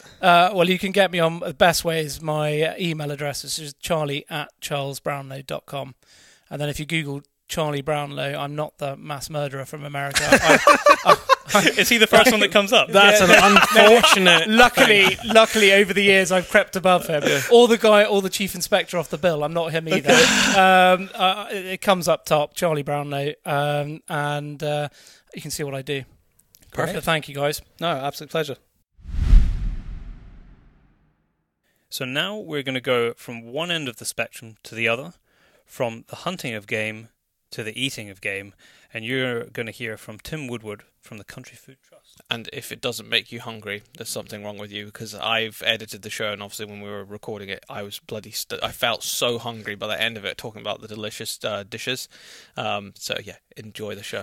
I should say that we thought this when we actually recorded this podcast in the first place, that it's incredibly good value. Food. No, very go good and value. buy some, yeah. Because you're helping support the cause. As if you just as a general person on the street goes and buys some food from them. You get to hear in detail about how it all works. But basically, when you buy a packet, you're buying a packet. I say a packet, it's like a ration pack. When you buy a pack, another pack is donated directly to people in need. So you're eating and someone else is eating, which is a very cool thing. And it's a very affordable price. Enjoy the show. Tim, welcome to the show, and thank you very much for joining us today. I think the first time that I was aware of the Country Food Trust was probably when I was wandering around the game fair just north of London last year. For those people who either haven't heard about it or don't know much about it, can you just explain to me what the premise of the trust is and how it was set up? Sure. And thank you very much indeed for having me on your podcast. That's great. The aim of the charity is really very simple. We're just really there to try and feed as many people in need in this country as we can. We set ourselves up about 3 years ago, 2014, late in the year, was our first sort of conversation about it. And really the suggestion was that we could feed people in need utilising game. And there were a couple of reasons we went down this route. The first reason was obviously there are about 14 million people in this country in need, or in poverty, and an undecipherable amount of those are actually in food poverty, but a lot of them are in food poverty as well. And the second thing is when we went to charities who were helping these people and said, what are you missing? You know, what's missing from the stuff that's donated into you? Then meat came up as a really main sort of area where they weren't getting enough handed in or donated in. So that's why we went down that route. Yeah, I mean, meat, generally speaking, is very expensive. So I suppose it was probably one of the reasons you don't find people putting it in and donating. And also, it has it has a fairly short shelf life by comparison to tinned food that you could donate to a homeless shelter or a charity like that. Yeah, no, I think that's absolutely right. I mean, a lot of the meat that goes into the charities comes frozen or chilled, and that presents huge sort of administrative problems. Not only do not all charities have the large freezers or chillers they need to keep that, but as you say, it's also expensive. So I think one of the things we also talked to them about is how would you like it produced? So we really did start off with a blank sheet, and I promise you my background is not a food producer, but I am now playing as a food producer and moving into that area. And we really took a lot of advice and took a couple of really bad turns the wrong way to begin with. But I think we really spent some time doing some research. And one of the things was to try and come up with an ambient product, so it doesn't need to be chilled, doesn't need to be frozen. And that's what we've come up with. The product we produce, the first product was a pheasant casserole, and it was produced in a pouch, and this pouch is retorted. And the army used the retorted food quite a lot as well. So it's a plastic pouch, and basically in the old-fashioned way, it's pressure cooked. So we don't add any ingredients that aren't pure into there, but the pressure cooking kills all the bacteria and enables it to be ambient. So it has a shelf life of a year. And the charities just thought that was fantastic, because clearly if they get fresh meat in, they can use that and have ours as a backup.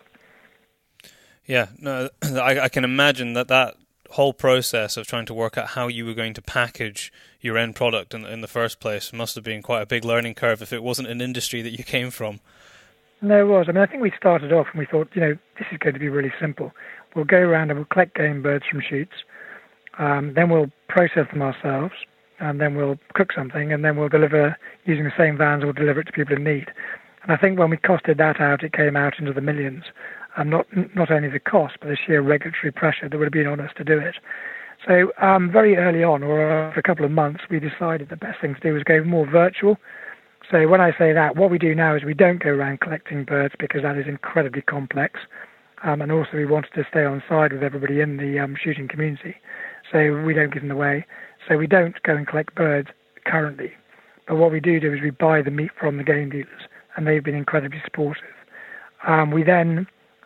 so obviously they've processed the birds for us, and we buy diced pheasant meat or diced partridge meat from them. We then, sorry. Okay, I didn't realise it. My assumption, not having really looked at it into great depth, was that you were taking it sort of straight from the source. I didn't realise that there was a game dealer involved in between. Yeah, I mean, I promise you, we tried very, very hard to do it, and in fact, we have got a plan for next year to try and do it. The problem being is if you're cooking for people in need, let alone anybody, but people in need particularly, you have to be super careful and on top of all the regulations, which means the meat has to go into and that was the third part, was going into a third-party manufacturer. So the manufacturer we use also cooks for M&S, Tesco's and all the major supermarkets. So they turn around and they will not accept meat in from 99 different sources. They have to actually go and audit every source of the meat coming in. So we have a plan for next year, which is that people will be able to deliver their pheasants to game dealers, but game dealers will always be part of what we do. Okay, I understand. I'm curious to know, I mean, we eat a lot of game meat. Right now I'm busy filling my freezer in preparation for when the season finishes, so I can be the summer months. For the summer months. Yes, absolutely. But from the outside, especially if you're looking at birds, one of the questions would be, you might have shot in there. Now, if you've got a bird which is a carcass that's being cooked fully, you understand, okay, I'm eating a bird that's been shot, so you're kind of careful of it. It's actually pretty rare that you ever do get a pellet and you spit it out on the plate. How does the process work to remove that with the sort of finished product that you're presenting? Well, it's a really good question. I think the question's really valid for what we do, because, of course, unlike you have a choice of whether you're eating, some of the people that we are donating the food to may or may not have a choice about what they eat. So I think even more so, we have to be super careful about the lead. So what we did is we looked around and said, okay, what is everybody else doing? Well, if you buy a pheasant, not if you shoot one yourself and eat it from your own shoot, but if you buy a pheasant, what have they done? What do we have to need to reach that level, and if not more? And so what we've done, the first thing is in using diced meat, all the meat we do is hand diced. If any of the meat is bruised or damaged in any way, it doesn't come to us. So we only take clean breast meat into our products. So that's the first point. Secondly, the meat is then goes through a lead scanner, and it goes through a lead scanner at the game dealer. And secondly, it goes through a lead scanner at the production facility. And to give you an idea on that, when we had a bad batch of meat, i.e. meat that didn't come through very well and had lead in it, we did a run the other day of 24,000 casseroles, and 3,000 of that did not make it to cooking. That is a waste, and we have to really work hard to make sure the lead's extracted first. But the point is that when it makes it onto into the production facility, any package with lead in is knocked off the line and thrown away. So we think we do a pretty good job of moving the lead out of our product. And what is the have you had much feedback from the because you must be giving these to charities, other charities. Yeah. Have you had much feedback from them as to the people and their receptiveness to eating game? I mean, I understand that in some circumstances people are just incredibly grateful to have something to eat, yeah. But there still must be a level of, we're enjoying this, it's something different, because, in most people's normal day-to-day lives, they're not eating game. No, I think that's the other thing. I think one of the things we're not trying to do is persuade people that, that they need to be encountering a really odd taste here. So the recipes we've got this brilliant chef called Tim Woodward, yes, who used to work at the River Cottage helping us. But one of the aims we gave him is please produce something that is not an assault on people's taste buds. So if you look at the casserole that we produced, it's got quite a lot of lentils in it. It's a little bit, spicy, but not very. And equally the curry. So, that's partridge, breast, squash, tomatoes, coconut, and some spices. The aim here is that, dare I say it, is that most people don't necessarily know they're eating game in terms of the taste, because it's in the casserole or curry. It tastes very similar to chicken. So, they do know, because, of course, one of the things we do is send a note out to every charity about the lead, which we were talking about just a minute ago, saying, please be careful, please don't feed to children, please don't feed to women who are expecting or have children, because we're again another layer of protection against only the right people eating this product. But so they're fully aware of what they're eating. And the other day I was out to one of the charities, and this woman came up to me and said, "Are you the guy that does the casseroles?" And in front of a whole load of people who were just collecting food. I said, "Yes, it's absolutely brilliant. Just loved it. It's fantastic." Oh, so I think the feedback's been very good. Oh no, that is tremendous. It must be very heartening when you do hear directly from the people who are consuming it that it's been fed on to you, that they're enjoying what has taken obviously a considerable effort to get to this point. You're actually making me hungry when you start talking about the recipes. Well, I tell you, the trustees behind this charity are absolutely wonderful. But I work, to begin with, the first couple of years worked on my own. I now have a wonderful person helping me on the operational side. But if you sit alone doing this, one of the great joys is actually going out and seeing the people you're feeding, because if you're ever feeling slightly down or slightly tired, if you go out and see people who are in just desperate need in this country, it does motivate you to get back to work and keep raising funds and keep producing more and more. So yes. Talking about the funding side of it, so how does it work for you to be able to... Are you able to actually give the food to the charities, or how does that aspect work? Where do you get your support from? So what we do is there's about 3 or 4 ways that we do it, and the first way is people right from the beginning just fund it, and the funding came from a huge variety of sources. It was, as you'd imagine, a lot of people within field sports thought this was something that would be a great give back to the community. So we got some significant funding to begin with, and some of it from very wealthy people. Now increasingly it's people who around the country who raise money for us. Either individual shooters. It doesn't need to be. We also get a lot of money coming in from people who want to help people in need. So we have those all sorts of quadrants coming in to help us. But we also have 2 other ways. If you look on our website, then you'll see that we have a lot of corporate supporters. And these are a real mixture of people. They are, as you'd expect, people involved in field sports, but they're also people just involved in the country. And what they do is they pay £750 a year, and in return we simply display their logo on our site. It's sort of crowdfunding. They don't get anything else other than they're there on the site showing that they have supported us to that amount. And then we also have an accredited shoot scheme where shoots who want to be involved, many give us £1 a bird they shoot. The smaller shoots, some just collect money from the people that shoot, but we have an accredited shoot scheme and they give us a variable amount. Some of the top shoots are giving us £5,000-6,000 a year from their collections, but some of the small ones £200-300. But that's everybody's being involved. And then we have an individual supporters scheme as well. And on that one, that's £40 a year. You get a badge for it. But what we do is for £40 we use all of it bar £1.50 to feed people in need. So there's no extras, there's no insurance or anything else or fluffy stuff. It's simply one badge and you get to know that you feed 25 people. Oh, amazing. So yeah, it's going directly to where people intend the money to go. Yeah, I mean, I think that's very much. And the other thing we're doing, which is somewhat, I think people get quite confused, we're actually selling the product. I was going to ask you about this, yeah. Yeah. So, and you can see that online. We've got a couple of outlets for it.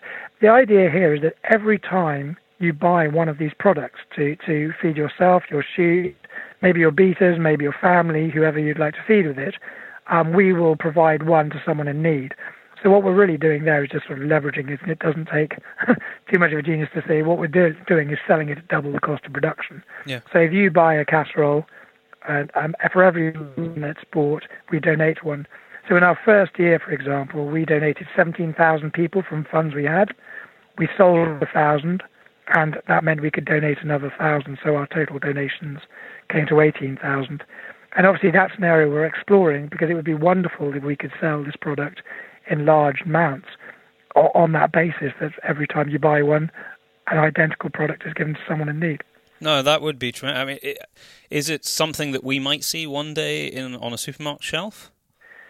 No, I think we certainly had that ambition. We've had some very good trustees from the food business come and have a good look at what we're doing. And as you'll know, space on any supermarket shelf is incredibly tight. Yes. So I think at the moment we sell online. We certainly shoot and sell for us. And we're looking probably more along the lines of going through farm shops and delis and that sort of area where we think it may sell better. I think by the time we go to a major supermarket or a multiple, we have to go there and say, right, this is a really solid product. We absolutely know that there's nothing wrong, in terms of taste or content and all the rest of it. And I think we're probably a little early for that. But yes, certainly down the line, could we put this on shelves? I very much hope so. I think the range is good enough. And the feedback has been astonishing from people who've tried the product. I think a lot of people have started off saying, well, if you're producing something for people in need, it's probably not going to taste very good. But actually, we started the other way around and said, this has got to taste good enough for everybody to want to eat it before we'll even consider giving it to people in need. Well, you've got a very fine chef there sorting out your recipes, Indeed. so I have every faith Indeed. that it's going to taste good. I haven't had a chance to try it myself yet. So how many different recipes or variations do you have right now? At the moment, we have two. We started off with a very simple pheasant casserole, which we call the country casserole. And as I say, that's basically got lentils, vegetables, and herbs. When we first started trying to do it, we were going to put back bacon in to add some calories, because as you'll know, one of the bizarre things about game bird meat is it's quite low in fat and therefore quite low in calories. So our first trial was almost a dietary product, which could be a tip for anybody else listening if they want to go down that route, but we're not following it. So we put back bacon in. And then we got feedback saying, people for religious reasons, either from Muslim faith or from a Jewish faith, that wouldn't be acceptable. So we removed that and added lentils, which has added the calories up. And then the second product we've just launched, and we launched it at the Game Fair where we may have seen you, is a diced partridge in a curry. It's a squash, tomatoes, coconut, and spices. And again, designed to be slightly spicy, but it's not challenging people to eat. It's meant to be delicious. And the idea here is that we can either hand them out to people at food banks, because of course this is already cooked, this food, so at the very worst, you can simply open the packet, which is a rip open, and eat it cold. I mean, I've tried it cold. Like anything, it's edible and it has a good taste, but it's much better warm. But so we can go to food banks primarily, but also very simple for chefs who are often volunteers in charitable institutions feeding lots of people, like soup kitchens, to simply open these packs and add rice, add potatoes, add bread, or add a bit of carbohydrate just to bulk it out a little bit. So is it one pack for one meal, as in you would feed one person? Yes, it's 300 grams of protein. We have upped. Again, we've taken a lot of advice in the first year. We've upped the amount of meat to 90 grams, so it's a 30% meat product. We're told that if you go over 30% in a stew or curry, it becomes too much protein, and you can sort of overdo the protein. So very roughly, it's a pheasant breast in a casserole and an entire partridge, both breasts in a curry. I think I'm going to have to think about roughly what you're eating. I was just going to say, I think I'm going to have to think about my protein intake because it's certainly more than 30% in a meal. I think maybe those ratios are probably flipped. But for people that are interested, I was just saying, for people that is interested in purchasing one of these online, what are they looking to? How much do they cost?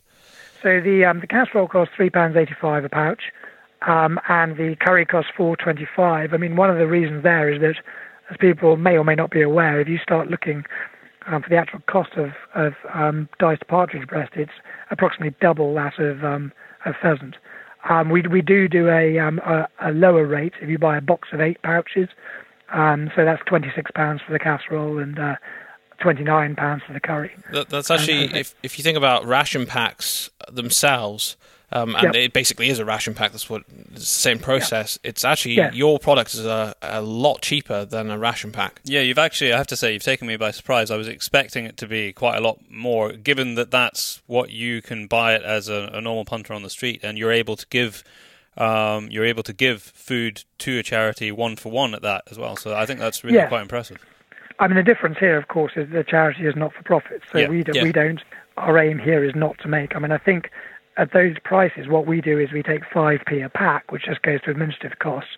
But there's only 2 of us working for the charity, and we keep our costs as low as possible. The aim here is that clearly in the startup stage, quite a lot of the money was used for development. But now as we look at it, what we're trying to do is say, okay, we need to take as much money as possible and put this into just directly into food. So yes, I think we looked around carefully at prices. I suppose if you go into an M&S and you look at the equivalent chicken sort of thing, it can be more expensive, but of course the actual cost of the chicken is considerably less. Yeah. I mean, chicken is a very cheap meat in this country, whereas for us, the actual cost of buying meat from game dealers is fairly expensive. Well, bizarrely. The fact that you've got the process down to like £3, £4 a pack, and that is cooked, game dealer, and all the rest of the ingredients that goes with it, plus your production costs and the packaging at that cost is absolutely incredible. Like Byron said, I'm actually amazed at the price that's down to. Yeah, and absolutely. And if you go online, there's obviously a postal charge. But one of the things we're looking to do is, certainly with the charities, we deliver free by the pallet.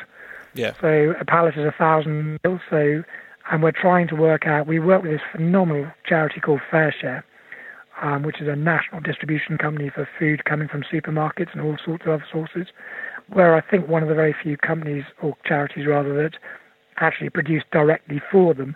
But they took 22,000 meals off us just before Christmas, distributed around their network. And we're certainly working with them to try and get the food out to more and more charities. That was that was actually my next question. Is your spread, which you were kind of talking about? So, do you cover the whole of the UK? Yes, absolutely. There is one of the strange things, speaking from where you are, is that we are not a regulated charity in Scotland, so we don't collect money in Scotland. And it's something we're planning to do in the near future, but there's nothing to stop us delivering in Scotland. So recently, I think we sent 3,000 or 4,000 casseroles up into Scotland to FairShare warehouses. So yes, we deliver throughout Northern Ireland. I think something we haven't done yet. As I say, we're pretty much in the sort of starting process here. But right now, I'm in the process of looking to deliver 75,000 meals out to institutions who can use it to feed people in need. Oh, that's absolutely tremendous. And this season, this show season that's coming up, rather than shooting season, which is just coming to an end as we speak now, are you going to be at some game fairs this year for people to come and see you, speak to you, maybe try the product, maybe buy some from you? We to be honest, we did it. We were at the game fair last year, and I hope very much we'll be at the game fair again this year.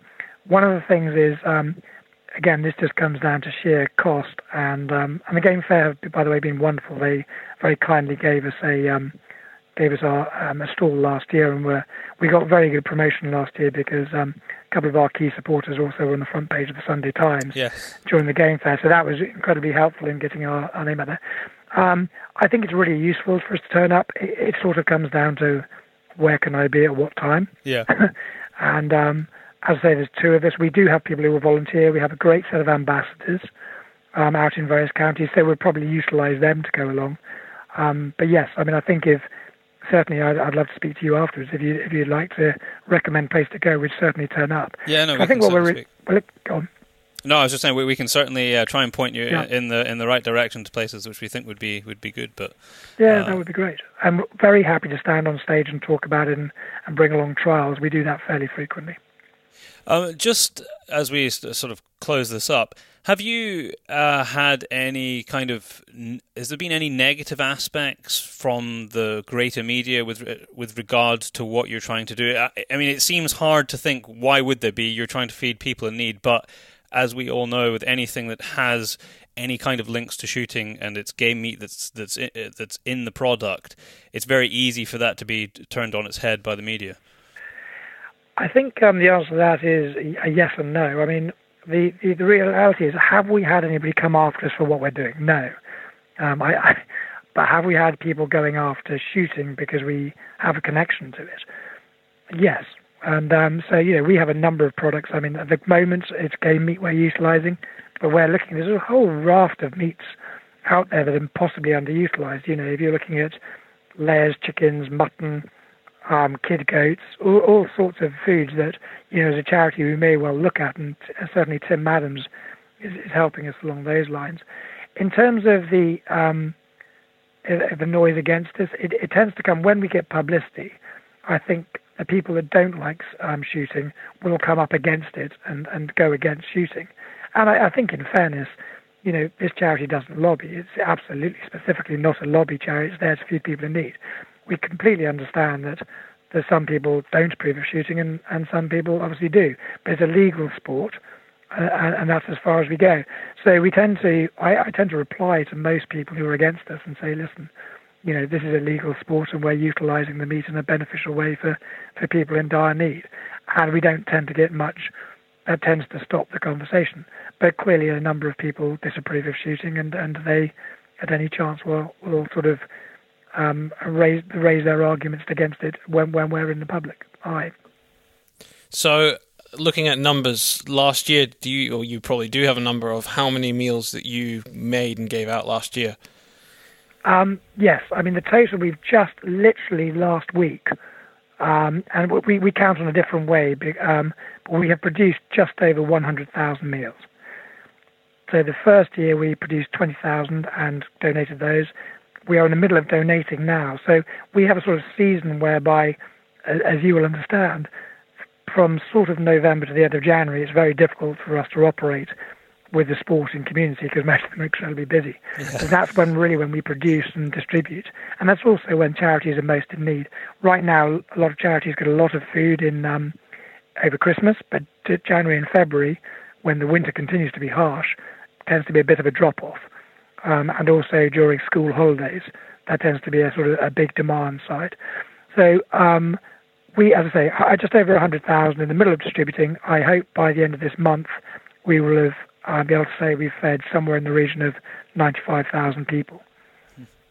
No, that's fantastic, and it truly is a great initiative, and I'm glad that it's proving successful and working to feed people around the country. And the fact that you're using game meat is brilliant because it is underutilized, and it should be, generally speaking, outside of people who are actually just in need of food. I think it should be eaten more because it has a lot of great aspects, great properties, and I happen to think it tastes fantastic as well. So I absolutely commend what has been done, and thank you very much for taking the time to come on the show and tell everybody about it, Tim. Not at all. If people would like to know more, obviously we have a website, www.thecountryfoodtrust.org. And if I may, if anybody listens to this and they support a charity that supports people in need, in food poverty, please go online. There's an ability for you to contact us and request food, and we're more than happy to feed anybody in need in any location in the country. Oh, that's fantastic. And I thought what you were saying earlier at the start of our conversation about syndicates or shoots that can be associated, I think that's also a fantastic thing. So I'll find out the details of that, which I'm sure are on your website, and we can talk about that in the intro or outro to this podcast. Wonderful. Thank you very much indeed. Well, thank you very much for listening. It has been a great show, 2 hours of awesomeness. If you want more details about anything that goes on, if you want to hear more about us as well, there's also previous podcasts that goes into details, as well as the Yorkshire Gent that was just on today, the same day this was released. Go to www.thepacebrothers.com, and there's the links to the shops, there's links to some resources on there, there's blog posts, there's film festival stuff. There's everything that you need to know is on there. If you are a new listener and you're still trying to get the ropes of podcasts, there's loads of different platforms out there that might be better. We are on most of them. The biggest one right now, the biggest growing one, is Spotify. You can have Spotify for free. I think you don't even need to make an account. You can sign up through Facebook if you've got Facebook. And then obviously iTunes is the next one, but we're on Podbean, Acast. The list goes on. SoundCloud as well for people that listen on desktop. If you lived on a desktop, that would be quite something. So thank you very much, and join us again in 2 weeks' time.